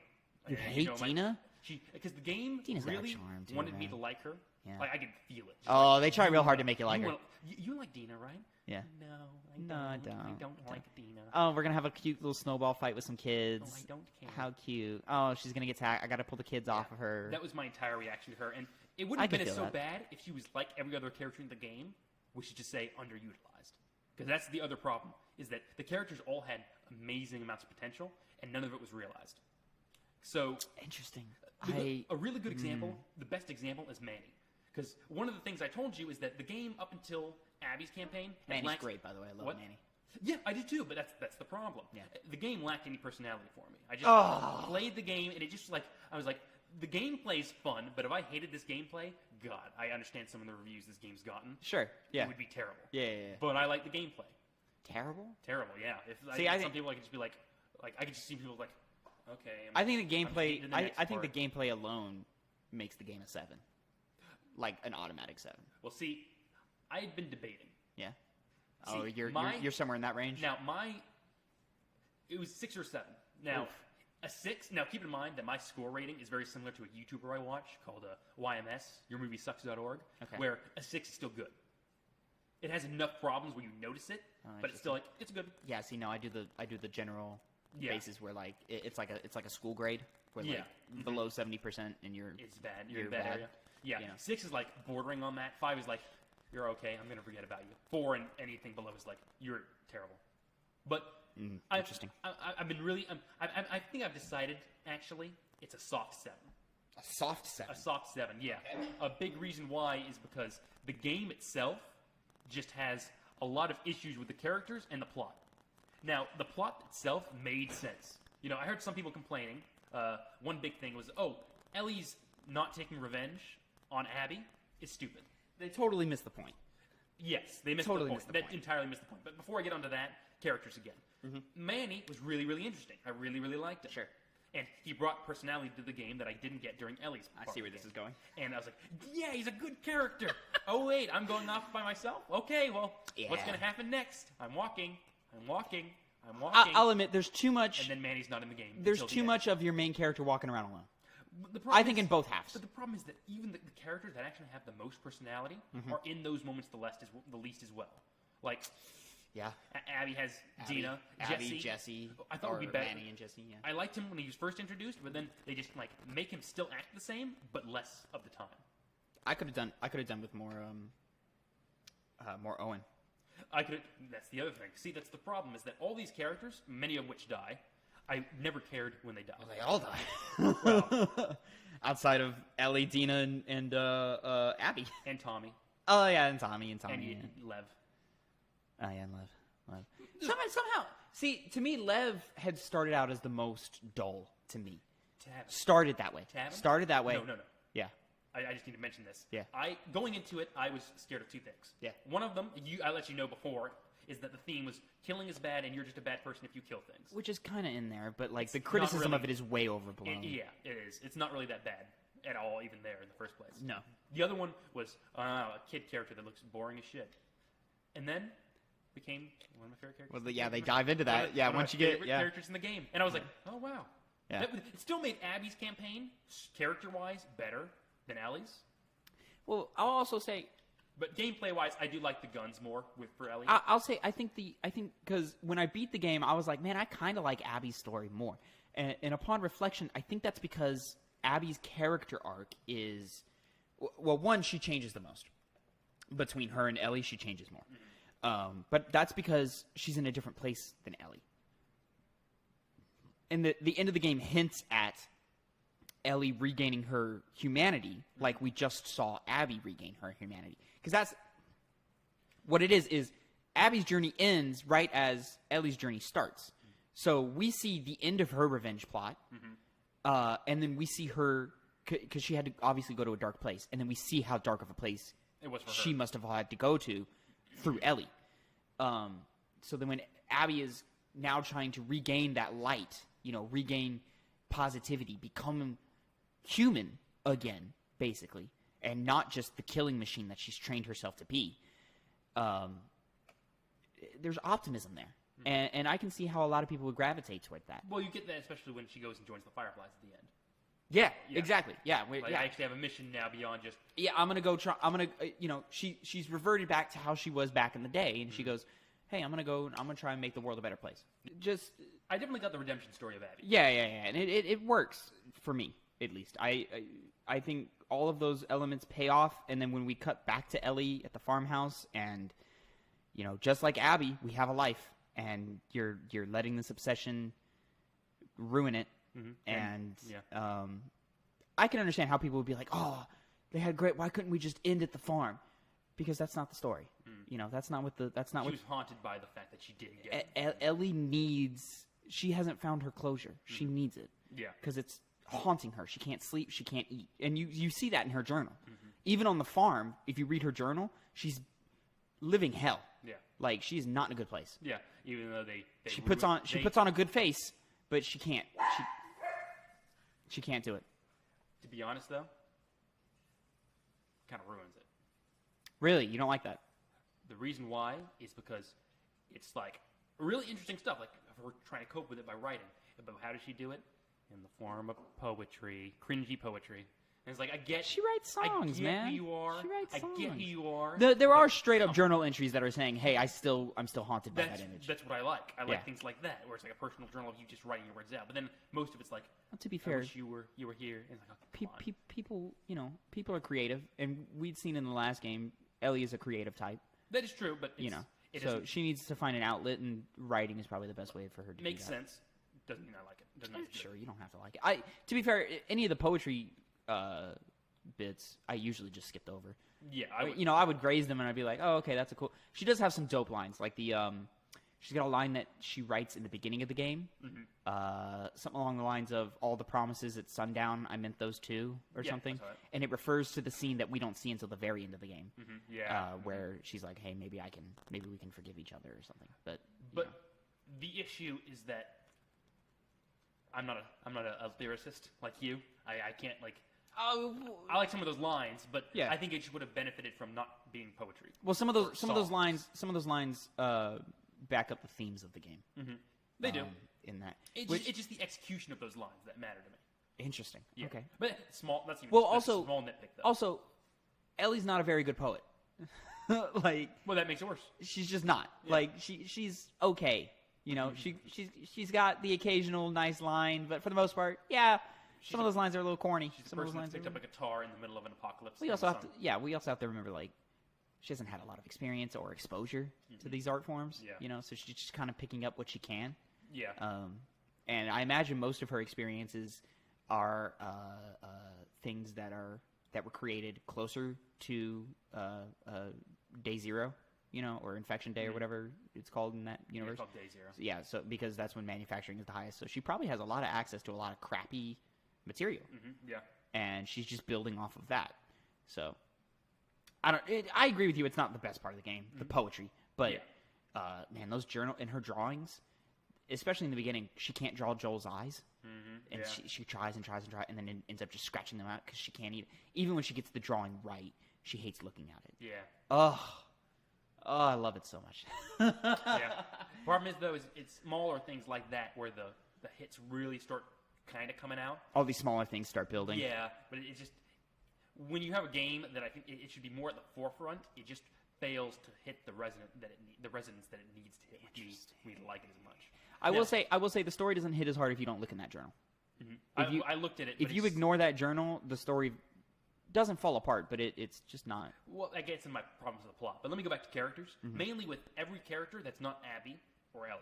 Yeah. First off, Yeah. is that every single time I had an idea that I would like this character, it steals them away. What do you mean? Killing them or not having them in the game because they're elsewhere doing something else. Like when Abby, you first switch to her and you're seeing all these people that you're going to kill as Ellie. It's like That are about to die in 3 days. Yeah. I'm like, are we going to get a little bit more with them? But it's like, it's kind of like a slideshow. Like, okay, here's that character. See, he's not like a... Owen? The guy with the scar on his face. Manny even. Oh, yeah, that guy didn't matter. Yeah, Manny even. Owen even. Like, Owen, like, you had him in flashbacks. Owen is one of my favorite characters in the game. I would say he would be, but he's just in flashbacks most of the time. I love it. He's lazy. He's He's just trying to chill. He's just trying to have a good time. And But once again, they're just underutilized because they're just not in the game that much for me to like them. And then it kills them, and it presents it as though... that scene after, I think it's night 1 or night 2 or whatever, where she goes to find Owen on the boat. Yeah. And he's like drunk and he's... Yeah. Oh, it's so good. Like, and you know, they end up hooking up that night, which that was a scene I was not expecting. Yeah. See, all those things just didn't do anything for me, and they just were underutilized. And then it's like, okay, he's gonna be pushed to the side, and then he's gonna die. You know he's Forget gonna die. Yeah. But it almost like it doesn't try to make you like him after that fact. Are you like, serious? Oh, like we're presenting him. He's a likable guy, which Yeah. is the thing. Because he's very likable, his personality. But as a character, do I care? No. Do you, Like, are you just one of those types that you need know he's going to die already? No. I was going to be like, oh, they're going to make me feel bad this character dies. But then they just don't do that. Oh, my They're God. just like, oh, he has a personality, one that you probably like, but Let that's all they do. I want to touch on a moment since we're on that death anyway. This whole time, and I mentioned this to you the last time we talked about this game. While you're playing as Ellie, and as the story progresses, you more and more feel like you are a small part of a much bigger plot, and you don't know what that big plot is until you get to Abby, and then you find out what that plot is. The whole war. The whole war. You feel like a speck in the wind. Like and You're one part of it. When I was first playing through it, I was like, this feels wrong to me. Like I don't. It was one of the things that was like offsetting me, and I was like, maybe this game isn't that great. And then when we switched to Abby and I got all that backstory, I was like, oh no, this is fucking awesome. And at the same time, I love the small touches in Abby's story. Where like if you had just played Abby's story and you weren't paying attention to the details, you might miss the fact that all of her friends are dying. Oh yeah. Like, and huge, like death numbers are happening to her team, and she doesn't know why. And they keep playing it off like, there's some intruders here, or like, maybe it's the scars or something. And then eventually that all comes to a head. And when it came to a head, I forgot about the dog. You read about that? Because I was like, oh man, I love Alice. Alice is great. Alice is a great dog. But I had forgotten that when Ellie breaks in, the first thing that happens is her stabbing a dog. And I totally, because I'd done it 100 times already. So I was like, what do I care about this dog? I had noticed when I did stab, I was like, that dog's death was a little sadder than normal. Like, it like whimpered as it died. And I was like, that was a little sad. All right, on to kill Abby. Yeah. So when Abby is coming back to the aquarium, I'm like, oh yeah, we're going to find Owen. We're going to find Mel. And then she opens that door and it's the dog. And that's the payoff to me, is when we open the door to that dog. Because we had played with that dog, we'd loved that dog, we'd grown to really appreciate that dog, and then we open the door and it's in a bloody mess, and I had totally forgotten. You see, a simple character like that dying had more impact than the others, because like it's a dog. I felt for Owen. I felt for Owen. I just didn't. I wanted to. And I was upset. I was upset when Manny died, but I understand it. I understood why we couldn't sit with that for a minute, because we were under attack. We had to get going. Yeah. Yeah. Did you see that coming, by the way? Yes, I didn't know he would be in that moment, but I knew Tommy was going to take him out. Yeah, I knew that too. I saw the moment coming when they were like trying to get it open. I didn't see the moment come. So when it happened, I went, "Oh fuck!" And I went, "Okay, yeah, well, I knew that was going to happen." But see, that's the problem, is that all these interesting possible characters that I could love, just they kind of like. Kind of like dust in the wind. Like, okay, here's this character. You like him a little bit more than you did. You understand why he was out there with all those other guys killing Joel. But that's kind of what it all comes back to. It's like, well, they were the reason why Joel died. Oh my god. So it's like, do I like Joel more, or these characters that I don't care about? Well, you like Joel more because you spent a whole game with Joel. Exactly. So it's like you had the opportunity to do more with that than just traversing through maps over and over and fighting random enemies, because you talked about there being there's too many combat encounters. Yeah, and like, that I think, because the general criticisms of the game that I think ring true are the pacing is terrible, and it is purely because of the structure of the game. But I think the payoffs in the last quarter make it all worth it for me. That goes into my problems with the plot, But I'll also say, because replayability is a big thing for me, having too many combat encounters, that criticism fades away on multiple playthroughs, because it's fun to fucking kill things. Yeah. I mean, to be honest, like, my only issue is its relation to character work.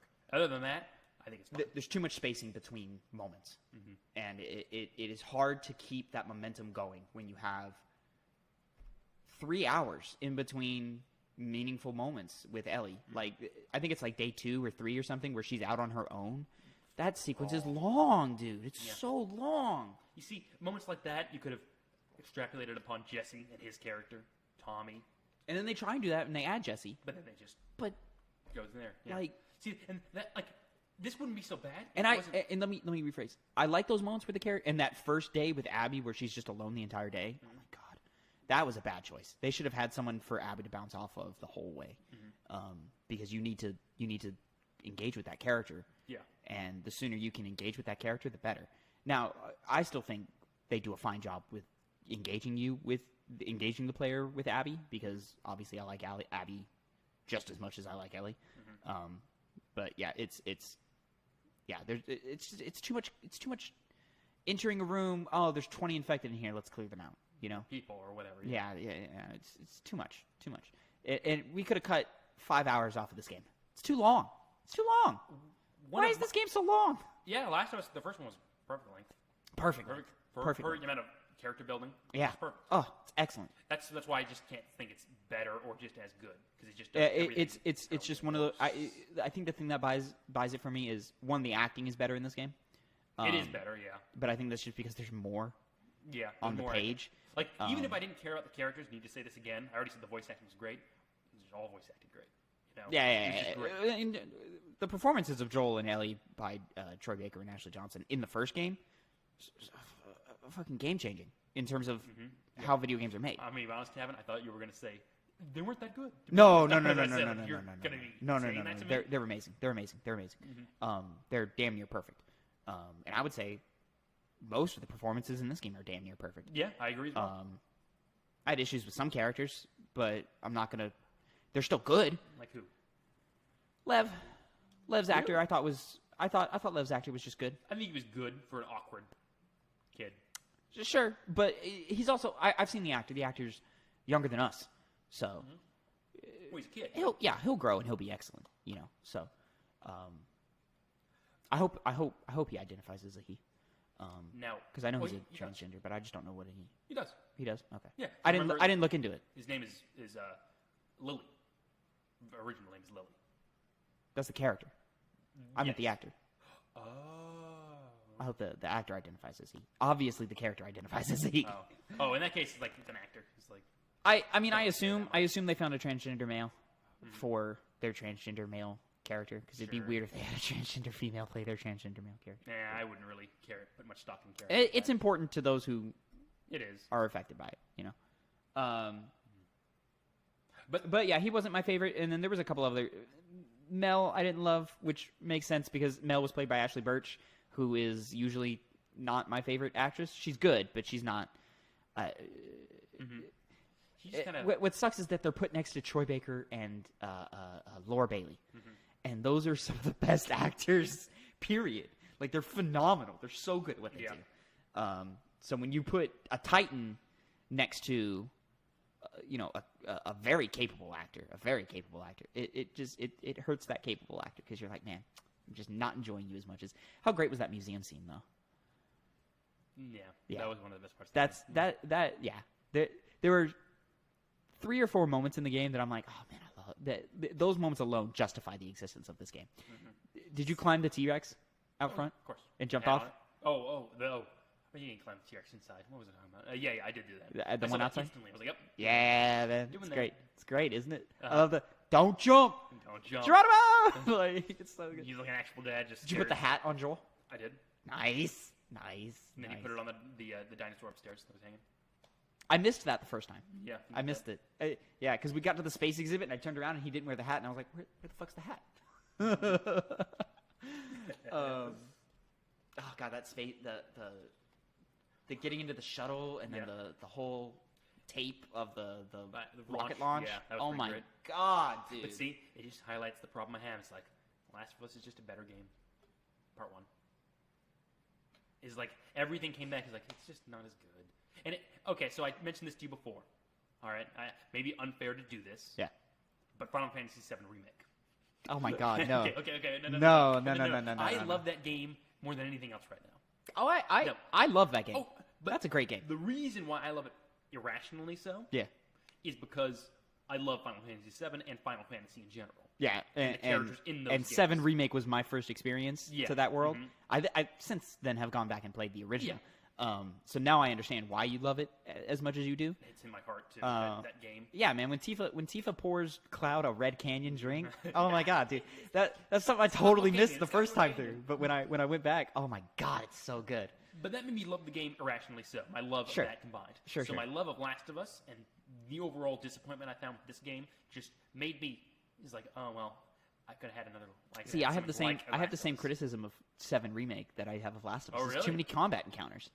Really? Yeah, man. Yeah, I love the combat in 7, so that whole great. ghost train graveyard. That's the weakest part of the game. Oh my God, dude! It was all good. It was all good, and it was fun to play. But it was on the verge of losing me.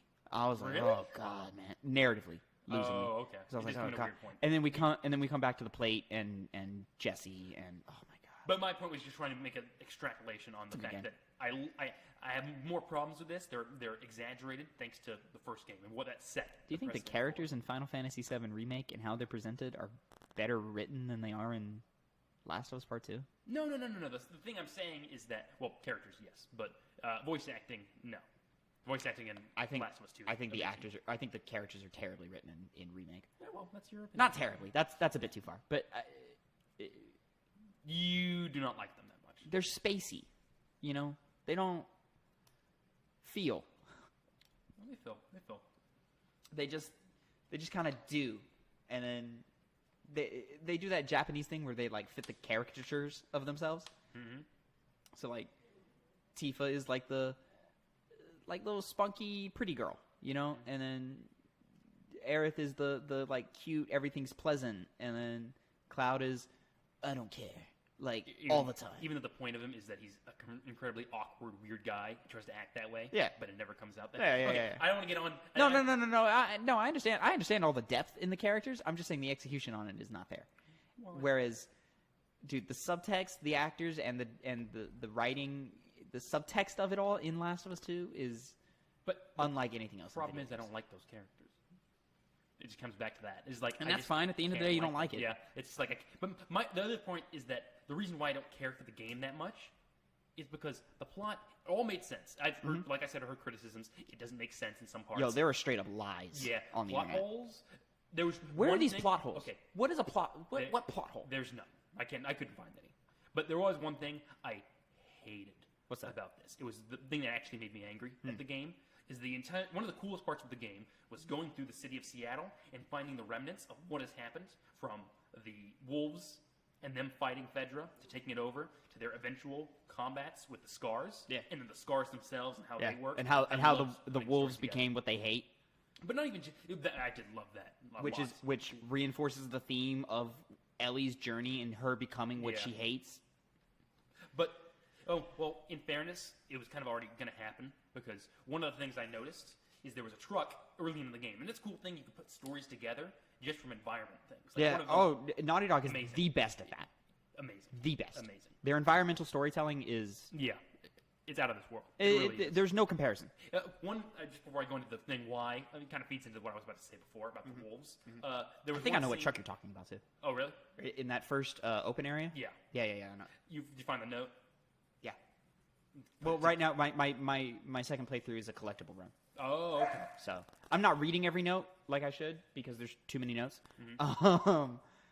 But I don't remember that note, what that note specifically said. All right. So one of the things I loved is the environmental storytelling. Yeah. One of them was early before you encounter the scars, you see a person hanging from a rafter with its old body, so it's only a skeleton. So they're hanging, and no, it's not that they're hanging. There's a skeleton on the floor, and its head cut off, and there's blood on the floor around it. Okay. And there's a rope, a noose, hanging up below with a picture of like some propaganda. I think it's their symbol on the wall. Before you know at all, The wolf symbol or the scars? the scar symbol. This is even before you see them. Oh, is this when you go to the TV station? Yeah, before you even get to the TV station. Oh. So it's like in another building away from it before you get to that point. And you see the remnants of Like how this long is they've obviously a scar kill. and how they've been doing it for years. 'Cause this guy's skeleton now. Because this war's been going on forever. Yeah.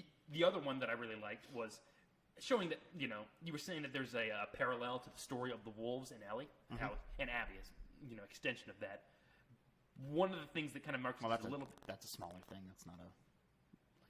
it's not the same, But one thing that's markedly, very noticeable is that they were kind of bad from the get-go. I just had to point that out. Because, The wolves? Yeah.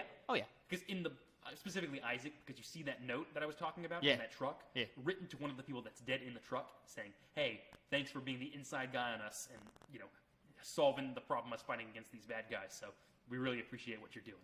Yikes. And it's just riddled with bullets. Oh, So yeah, no, yeah, Not yeah. exactly a good guy. Yeah. I thought Isaac was the most whatever. Like, why is he in here? Like, And then he just died, I think. I assumed he no, died. yeah. Because Yara gets him. Like one shot, though, like the chest. Well, you can assume. Like, I assume, but it's like, I feel like he could have lived that. Should have been just a shot in the head. I'm gonna be an optimist and say he got.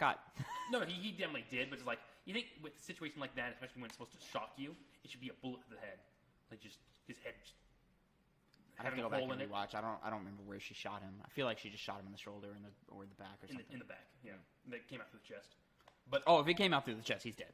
yeah, well, you saw the blood come out, like, I think he did. He's probably dead. Yeah, he's dead. But He's probably dead. one of the things that, But like, I- even when they introduced him and he's like, "Oh, he like tortures people and he cut this dude's dick off." I'm like, did he? okay, yeah. You didn't see the guy who with the guy with the no dick?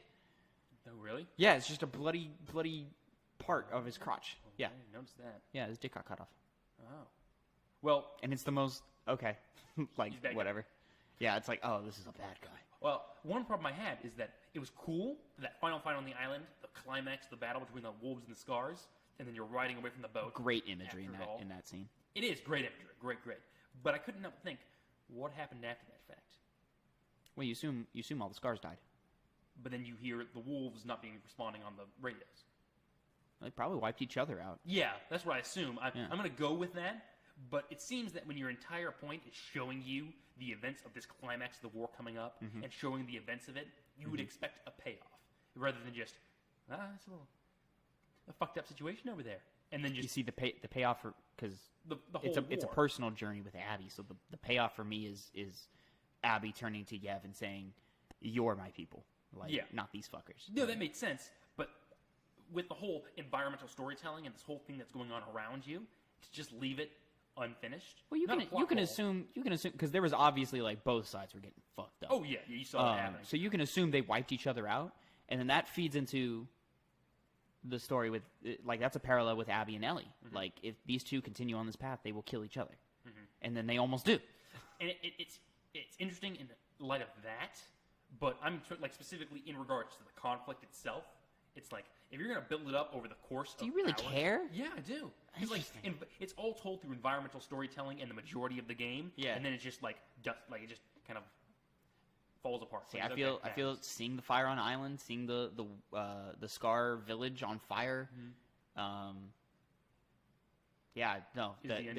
payoff hit for me of the wolves took it to the Scar's homeland and shit was bad and everybody died. Majority everybody died. So, or it's just another big battle and the war between the two will continue. I just wish I had some more payoff with that. That was just disappointing to follow that and that'd be a really interesting part to me, and then just kind of not have any, execution on that, thorough execution on it. We got any other criticism? Besides the last big criticism I have is the plot. Like I said, made sense. I mentioned that earlier. We kind of got sidetracked. It all has logic behind it and emotional reasoning. Yeah, I don't understand this narrative online.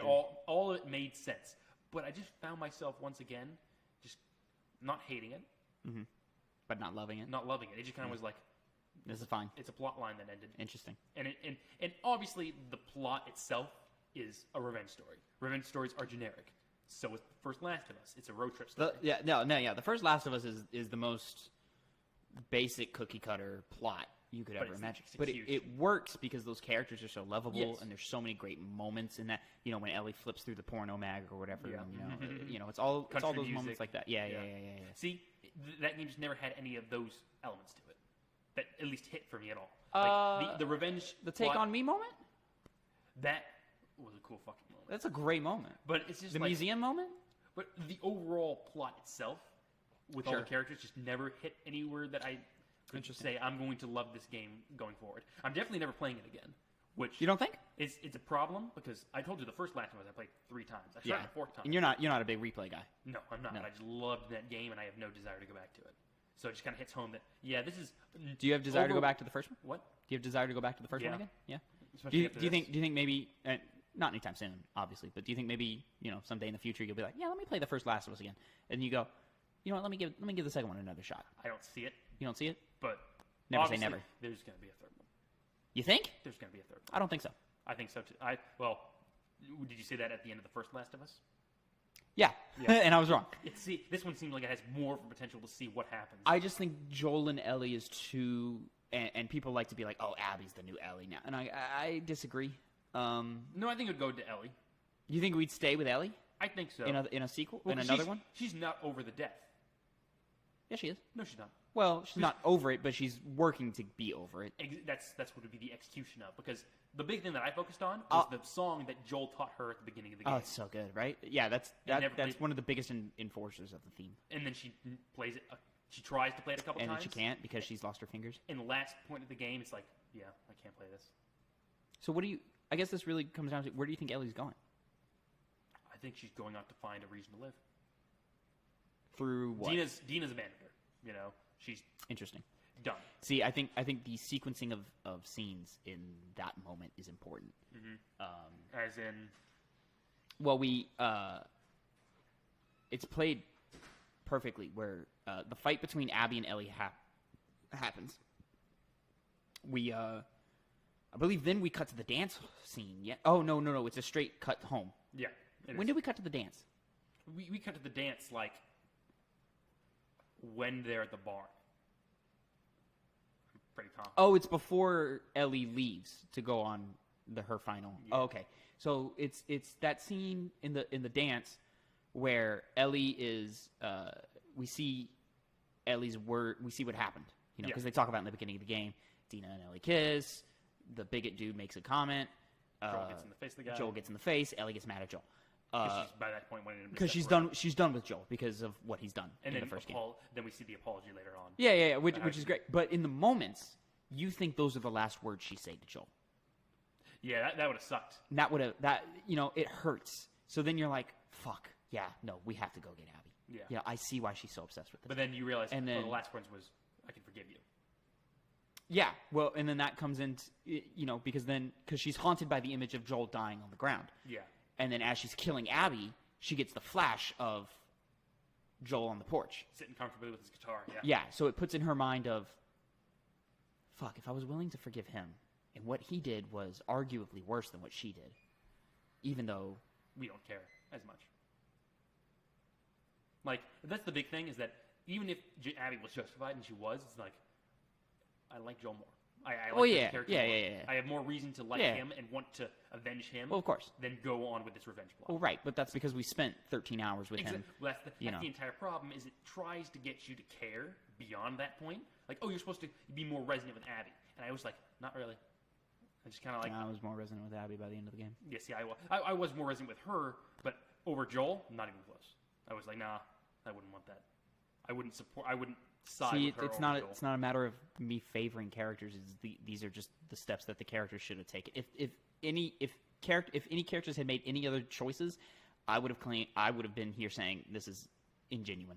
Mm-hmm. Like, it's not. Like, you set up these characters in ways that they had to act out the way they did. Yeah. And if at the end of the game, Abby did something else, I don't even know. It would have bugged me. It would have been a problem. But yeah, all the choices they made or perfect sense. I'll say this: if they had started out Abby's arc with, oh, she's going to come back to the light, and then at the end she's like fucking, if she had killed Dina, then Abby's a piece of shit. But it's the fact she didn't kill Dina. Yeah, that's what makes her so great. I forgot what point I was on. Oh, and then we get the flash of the porch. Ellie lets Abby go. We go back home. Everything's out. Dina obviously fucking fed up with Ellie. And then we see that full scene because Ellie is thinking about that moment. Mm-hmm. Yeah. Of, I don't know if I can forgive you, but maybe I can try. Mm-hmm. And in my head, Ellie is thinking, maybe Dina can't forgive me because what I did is heart-wrenching. Took me months to do it. Yeah. And I threw all of that away, but for what? For some petty revenge that I didn't need, or I don't need, or I don't even really want anymore. I just want to be past this. Mm-hmm. So in my head, Ellie is going back to Jackson and beg for Dina's forgiveness. And if it doesn't work, then she's going to stick around and try and earn it back like Joel stuck around and tried to earn it back with Ellie. Yeah. So that is the optimist in me. Honestly, that does make sense. Yeah, From what the story is. Yeah, it's nice. It's nice that way, and I hope that's what happens. But I'll be honest. I don't think there's much more juice you can get out of Ellie's character narratively that is interesting, unless we want to return to the Cure plot. But I feel like that would be disingenuous to the world and the themes and the characters we've set up. One stupid part about that, actually, and I mentioned it, is that when she goes next to the Firefly base and she reads that note saying, "Oh, well, the one doctor that could have made the Cure is dead." It's a little. The one doctor. It's a little convenient. Every other doctor. Yeah, there. It's a little convenient. Yeah. Well, I mean, you got to imagine 20 years, medical science hasn't been on the forefront of everybody's thoughts for a long time. You would think with a large organization that's still put together, they would have been like, okay, let's. Well, it's obvious. The Fireflies were obviously falling apart in the first game. In the first game, yeah, man, they're barely hanging on. They were relying on Ellie. Yeah. Yeah, they were relying on Ellie. Even so, you still have an objective past that point with trying to find someone else.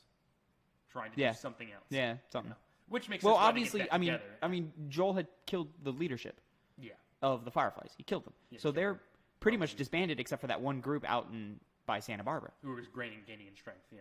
Yeah, who are slowly regaining strength, and this is 5 years later. Mm-hmm. So it's who knows. Yeah, I don't really want another one. I didn't want. We'll get one. I didn't want a part 2, but I ended up loving part 2. I don't think we'll get one. I think, well, first off, I think Naughty Dog's next game is going to be a new IP. Oh, I see.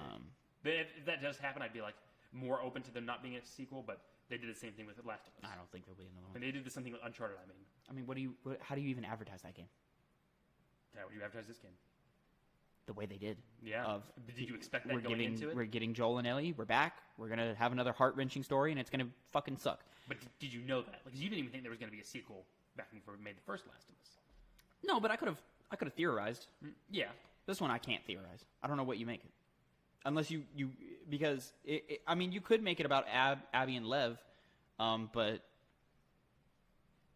that's off rip, that is already a less interesting idea. I wouldn't want there to be a sequel, but I'm just saying it can happen. We'll see. Future knows. But rounding out my thoughts on The Last of Us, yeah, underwhelming, kind of pretty disappointing, but I still had fun with it for the most part. Well, I fucking love it. Overrated hatred of the game. Oh, well, of course. Yeah. But yeah. Well, I forgot to mention. What'd you think of the Seattle Day 3, the fight between Abby and Ellie when you go back to the theater? Just kind of meh.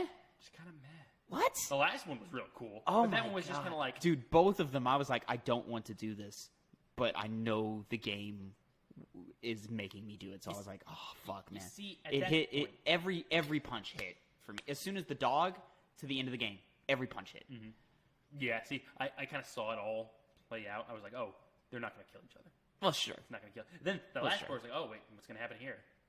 Oh my God. Dude. And then I saw, wait, she's not a part of this. She's pregnant. Good. Yeah. Oh my God, I screamed. It was like 3 a.m. and I screamed. I was like, ah! Oh. That would have mattered if I gave a shit about Dina. Oh my God. Dude. And I knew that was going to, like, Abby's journey wouldn't make sense if she just did that. But it wouldn't have. But it's just the fact that they could have. Yeah. You know, they could have. You could see a world where they had made that choice. Mm-hmm. But anyways, yeah, both those fights, especially the last one. Mm-hmm. The last one was very, very good. Yeah, so that raw, was brutal. so raw and brutal, and oh my God! Did you see the behind-the-scenes footage of when Abby gets stabbed and Laura Bailey is screaming in the booth? No. Oh man, she's so committed. Yeah. She's she's sitting in a chair, like acting it out, like pantomiming the knife going in her, and she's and like screaming at the top of her lung. It's so good, dude. That was a good moment. Oh my God! But that's Last of Us 2. That's Last of Us Part 2. I think it's phenomenal. You think it's just okay? Just just kind of whatever. Yeah. Well, highs and lows. Let's put it this way: it's a Well-made good game. It's even a really good game from your perspective. It's just when you compare it to what came before. Even then, though, the story and characters aren't there for me, which is the big the reason why I'm ranking it a 7 in my lives, not a 6, is just because the more technical aspects of the game are overwhelmingly amazing. Yeah, the voice acting's amazing. So good. It's just like I'd be disingenuous. Well, acting because they put those motherfuckers in mocap. Yeah, you know, I'd be disingenuous to be saying, oh, all that stuff's amazing, top tier, and everything else is disappointing, so it's a terrible game. Let's be wrong. It doesn't. And I mentioned it earlier. I think if anybody gives this anything less than, I said 7. Really, if anybody gives it less than like a 6, I think you're fucking tripping. Yeah, it's a little bit too much. A little bit too much because at that point you're just kind of disregarding all of the good elements. Yeah, at that element you start dipping into like pop-in and frame rates and graphics and like all of these things run perfectly. Like it's a perfectly running game. Yeah. 6. For some reason, they turn I don't know why. Naughty Dog turns the motion blur up to a ridiculous level in all their games. I never noticed it in this one. Oh man, I noticed it hard in this one. I had to turn it off. I went into settings and I just took it all the way off, and it's a much prettier game that way. Well, I may have had it off. Maybe I did. No, it's on by default. You probably just didn't notice it. Didn't take too much stock in it. And that's The Last of Us Part 2. All right. We just want to kick back and talk about what we've been playing. Yeah. Well, you and me have both been playing the same game. We've both been playing Ghost of Tsushima. Ghost. Yes. What do you think of it so far? I think it's really, really good. I think it's it's by one of my favorite dev studios with Sucker Punch. Sly Cooper and Infamous are some of my favorite franchises of all time. Yeah. I was disappointed to see that this was initially to see when it was first revealed. I was disappointed to see this is the direction they went in because I don't really vibe with the whole samurai thing. we mentioned this earlier, but it's like just the generic sword play stuff. Like I find that like just so uninteresting, as opposed to like a raccoon with a cane that like smacks motherfuckers around, or a superpowered electric dude who can be good or bad depending on how you play the game. There was even a moment during I think like a year after the game was announced where I was like, oh wait a minute, they might do like some like spiritual shit like Sekiro kind of does, but like go like fantasy. Yeah, like some fantasy shit, and like maybe like it's Ghost of Tsushima, so like maybe he's got like some ghost powers or something. Maybe he can like turn invisible.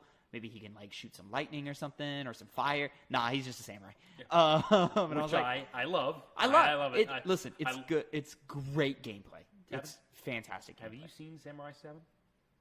The Seventh Samurai or Samurai 7? Seventh Samurai. The Seventh Samurai? I've not. Well, I guess you can't really comment on I thought about it because one of the podcasts I listened to mentioned it in reference to this game. So I've been thinking about going and trying to find it and watch it. I have the DVD. You have it? Oh, yeah. I might borrow it from you one day. What's the 3-hour-long movie? It's like 3.5 hours, isn't it? Probably, yeah. Probably. It's long. Yeah. It's a long movie. You can't really comment on how good samurai video games are if you haven't seen Akira Kurosawa films. Yeah, but I've played many samurai video games because it's the most overdone. It's not, but it's prevalent in gaming culture. I can't think of that. I think it's because gaming is so Japanese centric. Well, what games like that? Sekiro, yeah. Neo. Just the whole like Japanese warrior thing. I shouldn't specify specifically to samurai, but like Ninja Gaiden. Like, how many ninja games do we have? We have hundreds of ninja games. Yeah, but I don't really consider that in the same vein as this one. Like any game with fighting in it, like fighting, like any like any like combat, like a fighting game, like that deals with historical figures. They're gonna throw a samurai in there. Like, I'm so well versed in samurai, at least aesthetically. Maybe not so much like actual presentation or mechanically, but like I know what a fucking samurai looks like. There's only so many iterations of a samurai you can make. I've seen them all, and it just doesn't interest me. And I feel that way about. It's not just samurai. It's not like just a Japanese thing, but it's like I feel that way about knights, like crusades. Like, ugh. See, could you pick a more boring era of time? That is fucking awesome stuff, dude. That stuff's so cool. It's so cool. You just like you have all this like honor that you can show as a character in Ghost of Tsushima. You have the aesthetic itself is so pleasing to me, both in terms of the knight stuff like you don't like and samurai things. And also maybe a small tiny spoiler. Have you one of the things I thoroughly enjoy about this game is the stealth mechanics are actively against what the main character wants. Oh, I love that. And the game plays into that. And the character is conflicted about the way he's killing people. Oh, I know, yeah. And it's phenomenal. And it'd be one thing, like Watch Dogs 2 has that too, where like, why the fuck are like these like random millennials who like are just like internet hackers who are just having a good time? Why are they murdering hundreds of people in the streets and police officers? This is out of character. This game, it's like, why would an honorable samurai sneak around in the dark like a thief and slit throats? That's dishonorable. Oh, he has to. Oh, and we're addressing this. It's phenomenal. But if you do it too much, have you done that? That flashback? You get a flashback if you stealth kill too much. And is that like a... It's just a small little thing. It's not even important, and I don't even think there will be narrative consequences of it. That's Like there's no narrative. I don't think there's any narrative choices in this game. But it's just like if I had like fought head on every enemy, I probably would never get that cutscene. And I'm like, oh man, that's really cool. See, I like the honorable side of things, so I've been doing that a lot. You've been doing more honorable fights? Yeah. I've been fighting a lot. I haven't been stealthing that much because the stealth gameplay is not that great. It's not. It's serviceable. Oh, yeah. Especially coming off of Last of Us 2, which is a great stealth game. Yeah. Primarily stealth, I would say. Yeah. This one leaves much to be desired. Yeah. In terms of stealth. I do appreciate that it's quicker though. Like you just kind of do it quick. Like it's fast. Yeah. It's very fast. Very fast. One issue I did take was I did a side quest where I straight up fought some people, but then the character that I was with, the Bo Sensei, says, "Oh, the way you fight is dishonorable." Like he basically points out. Yeah, he mentions it. But I wasn't doing that at the time. So it's almost like it's typecasted into that character. It's like, well, every chance I get, I fight honorably, and now like it's not showing itself in that way. It's like it assumes you're doing a mix of both. It assumes you're doing it. That's fascinating. Which is I don't know if that's going to become more of a problem later on. What's funny is he had mentioned that right after an encounter where I was being stealthy. Oh, really? Like, and I think it was the only encounter I was stealthy around him. So I thought it was natural. Especially because it's not a cutscene or like anything. Like it's just a conversation they have as they're heading to their next objective. So I thought it was natural. That's a little disappointing to hear. I think the combat's really good, but I got issues with it. Yeah, there's no lock on. That's been the most aggravating thing about this game so far. Especially because like enemies surround you, and the attack buttons are on the face buttons, and you can't change it. So I either have to pick being able to see what's around me or attack. If there was a lock-on to fix all those problems. And a lock-on fixes that problem. Or just move the attack buttons to the bumpers and into the triggers, like every other fighting game has done for the last couple of years now. Yeah, I know. Ever since Dark Souls, like that's like the best thing I think Dark Souls has ever attributed to video games is putting melee combat on R1 and R2. Yeah, it couldn't work otherwise. Exactly, because you need control of your camera at all times. Not here, and in here, and I think it's a serious problem. Yeah, my big issue is that you see like terrain blocks my view all the time, like trees, bushes. The camera occasionally is too far out. Yeah, too far. I find it difficult when I'm fighting inside, when I'm in a hut. Well, I gotta run out of there when I. Yeah, like just today, because I was playing a little bit earlier today. Just today, I went in to fight one of the big dude, the knights or the leaders or whatever they are. I went to fight him in a tent. I think I know the exact one. And my camera, it was a story moment, so I don't. Really? It was a story moment, and I'm a little further than you, so I don't. I did it at an outpost, and it was just like you had to just deal with it. Or was it just an outpost? I don't remember. But yeah, like the camera kept getting caught on geography and would come out, the camera would pop outside of the tent and come back in, and it made it very difficult to fight. And just if you just had like a little bit of a lock on, like just a little symbol, so I knew where the enemy was at all times, it would solve that problem. Could add something there, yeah. It can be combat breaking at some instances, but for the most part, I'm able to fix it. For the most part, when you adjust, it's fine, but it's annoying. Yeah, you shouldn't have especially to deal with in the beginning hours, and I have serious issues with like the beginning couple of hours of this game. They do the thing in video games that I fucking hate, in that they put all your necessary abilities into the skill tree. So like things that like the combat doesn't work without are in the skill tree. Like evading is in the skill tree. What the fuck is wrong with you? Why would you put that in there? That needs to be on like that's a default. Like I need to have that. Yeah. Otherwise your game doesn't work. It's good. So it's placed so high up, but yeah, I agree. Yeah, like I mean, it's like one of the first things you get because you need it. Yeah. And so you see it and you go, all right, well I'm getting that first. I don't like that. I don't like that intro mission. Where you're defending from the the Mongol invaders and stuff on the beach. Its presentation style is meant to give you a power trip, which is great. It's a great way to hook your audience. But the problem is that they don't explain the combat to you at all, and they just kind of throw you in there, and you're just mashing square. But the enemies are still working off of the combat system that is in the rest of the game. But the health generates more though. I don't know. I don't even know if you can die in that segment. You can. Oh, you died? I'm playing on hard. I didn't die. I am also playing on hard. Well, that's just because, because you're whack? You suck? I got unlucky. Uh-huh. Oh, yeah, sure. I played Dark Souls, Tavin. And Bloodborne, and Sekiro. Dark Souls. Which you gave up on, because you're a dum-dum. Because it's not fun. He doesn't know how to play good games, and hard games, too. But I like the game so far. I mean...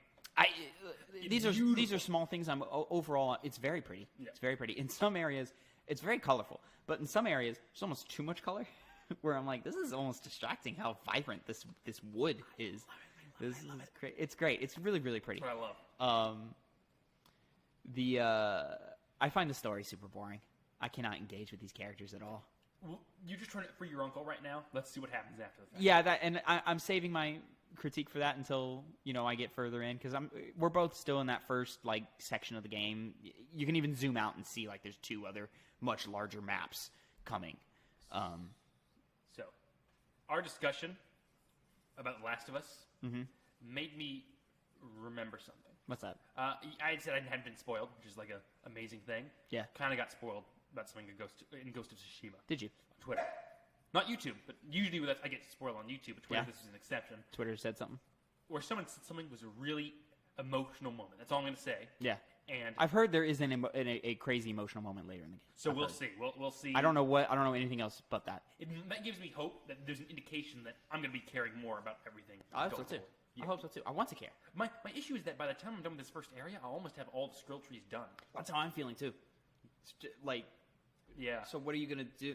Also, at least in this first area, I've heard the combat gets or the enemy types get much more difficult in the second area. But I'm fucking destroying these guys. I've gotten to that point. I'm just like, oh yeah, 10 people. Like, I only die if I fuck around, and I'm not like taking it seriously. But like, I'm the same way. yeah, I'm destroying these guys. Like, just with a couple of upgrades. It's that weird balance where like they start you with not enough abilities, and then they quickly give you too many abilities. Yep. And I'm like, oh, okay. Smoke bomb, sticky bomb. Yeah. Explosive bomb. Well, just the water stance and to break shields, like bash them. Yeah, like that alone, I'm like, oh man. I was using the parry system originally a bunch. This is kind of a criticism. I'm still using the parry system. I just run into the enemies and press triangle to whatever stance I have and just eliminate them like so quickly. I've heard that tactic will hurt you in the long run. Oh, I've gotten the parrying down so that I'm fine because like the first part of the game, you have that perfect. You have the perfect parry ability. Yeah, where you just like pretty much insta kill guys. Yeah, yeah. I just got that recently. Yeah, you have to attack after. That's a good effect. That's what I love about the game is once again the aesthetic of just like the flash of the sparks and then the slowdown. It's a good effect. I like it. I mean, that's about all we really have to say about it for right now, right? Or do you have anything else you want to add? Or? No, we're still in the infancy of the game. Yeah. So. First, I think I'm on like hour 12, maybe. I am a busy man with a job, so I have been. I'm unemployed due to COVID. I don't have a job. You don't have a job. That's funny.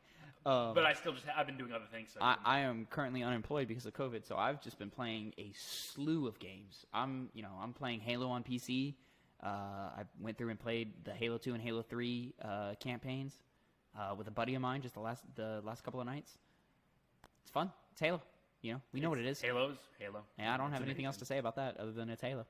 Can't wait for ODST and for me to get it in the first place. For ODST to drop it. Yeah, man, you got to get it, man. Let's play. It'll come. That and Vermintide is what you're playing. Well, I want to do a lasso playthrough of some of these campaigns.